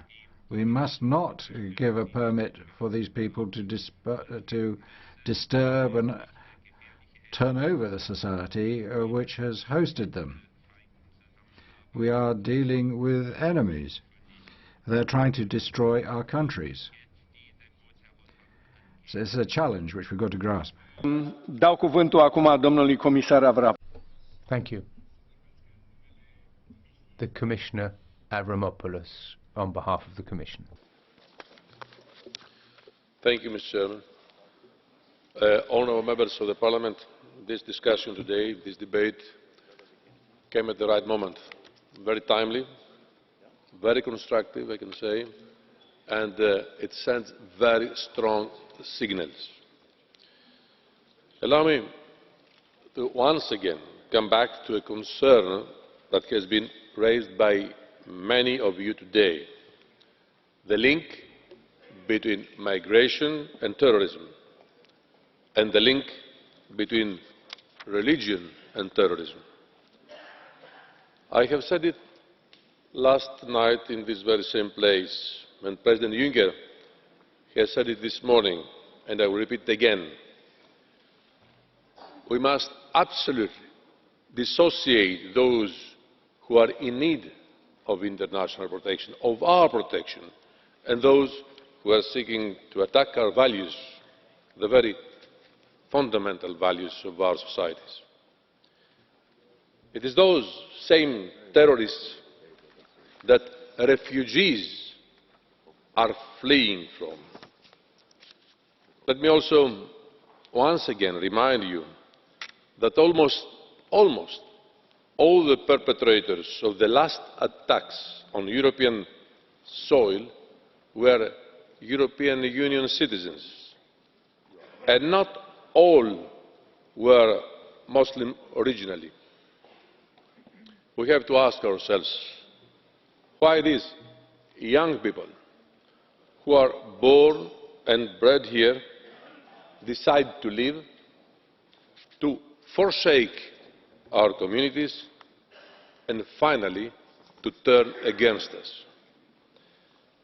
Daesh precisely wants us to think in opposites, in black and white, to fuel the antagonism that they are creating and fomenting. Let us not fall in their trap. Let us not give in to fear and to panic. Honourable members of the Parliament of various political affiliations, we are all smarter than that. And we know that a united European response is the only answer to the threat. Together, we can improve our resilience to terrorism and address the complex root causes of radicalisation. We are all collectively safer in unity. Come together across each other. We are moving forward on the PNR negotiations and will ensure a fully operational and effective instrument, respecting, of course, proportionality. As regards the checks of our external borders, in parallel with our package on European Border and Coast Guard, we are exploring the need to include possible modifications to the provisions of checks of European Union citizens against databases for public order and internal security reasons. In the meantime, Member States should use all the tools available to control external borders, because the tools are there. Moreover, as many of you mentioned Schengen, let me make it clear. Schengen is the most tangible example, is our greatest achievement in the European integration process. It is only by making full use of Schengen that we will be able to react to the threats. But we also need more trust among us, to share intelligence, it was said by many in this room today, and prevent the possibility and repetition of horrendous attacks like those in Paris. Europe cannot stand without trust among all of us, among EU institutions, among Member States and among citizens. That is why it is so crucial that Member States send not just their experts but also their intelligence to the Counter-Terrorism Centre in Europol, which will be fully operational on January 1st of 2016. It is in unity, solidarity, resilience, determination and cooperation that will fight terrorism. It is a moment for more Europe. Thank you. Mulțumim și noi, domnului comisar. Thank you, Commissioner. I would like to ask Mr. Schmidt to speak on behalf of the Council. President, ladies and gentlemen, in the face of these abominable crimes and the ongoing threat, what we need now is a genuine political determination to act together. This, I think, is the great lesson coming out of today's debate. The fight against Islamic terrorism, against jihadism, let's have the courage to call a spade, should be global and unstinting. We're in it for the long run. We'll have to show courage, but also a sense of discernment. We can't equate different groups which aren't the same. We have to act quickly. All the various different institutions have to do their utmost to move quickly. I've heard clear statements of a commitment on the part of the European Parliament to adopt PNR before the end of the year. The Presidency will support your efforts. The best response which we have to terrorism is, first of all, our profound commitment to our values, an open democratic society based on equality, non-discrimination and inclusion. Our refusal to allow ourselves to be intimidated. At the same time, however, I would echo your own words in saying that our strength is also our ability to unite our forces, to reach a state of cohesion and consistency in our approach. It's quite true to say that rhetoric alone is no longer enough. Solidarity can't simply be words and declarations. What we need now is practical solidarity. Ladies and gentlemen, the solidarity clause in Article 42(7) has been invoked. It was supported unanimously by all Member States during the Council meeting on the 17th of November. The time has now come for us, both internally and externally, to put these words into action. We have to provide practical support. We have to step up our foreign policy efforts, our external policy measures. and that has to go hand in hand with efforts to improve our defence and security policy. Thank you. Ministro. Thank you, Minister. I'd like to thank all colleagues for the cooperation they've shown in today's debate.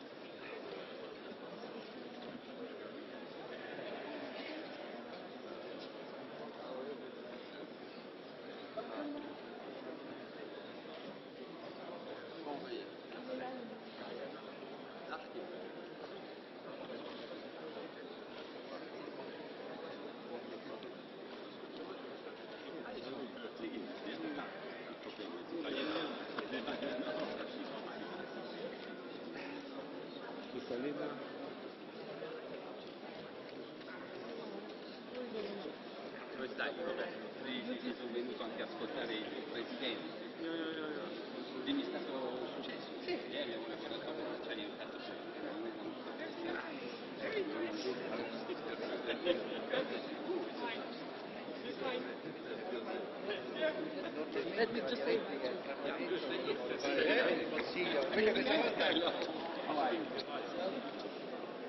Your president is there too.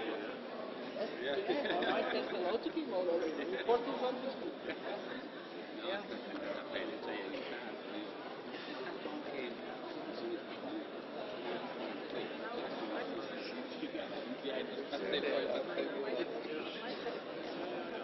no, penso c'è. Era un file difficile.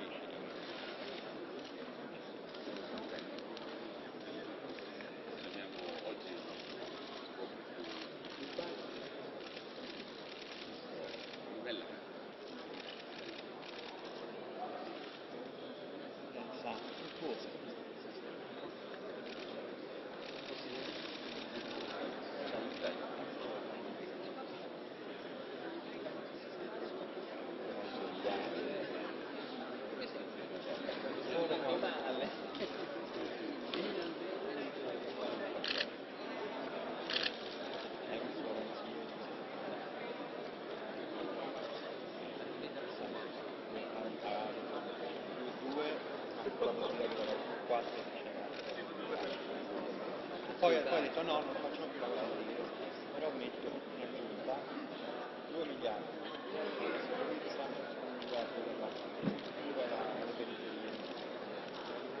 sarà fuori marina,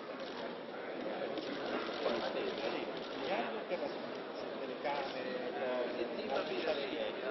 però dice io per me un euro per la sicurezza, 1 euro per le periferie e l'integrazione. Ragazzi due, lì sapendo che l'Italia è già un po' al limite. 3 annunci anche una certa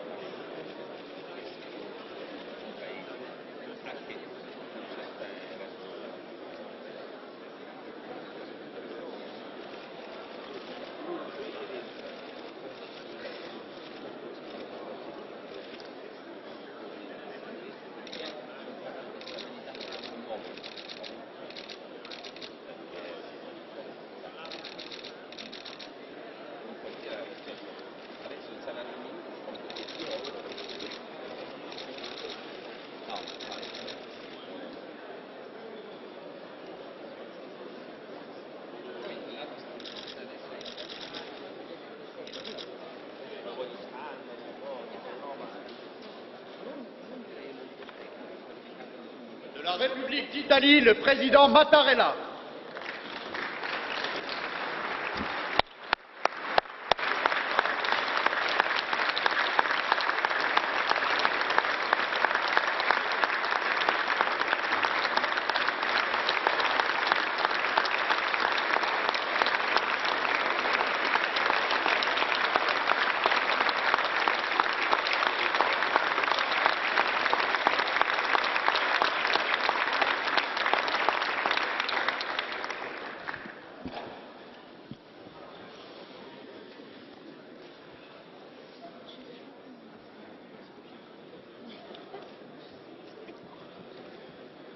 Caro Presidente Mattarella, Dear President Mattarella,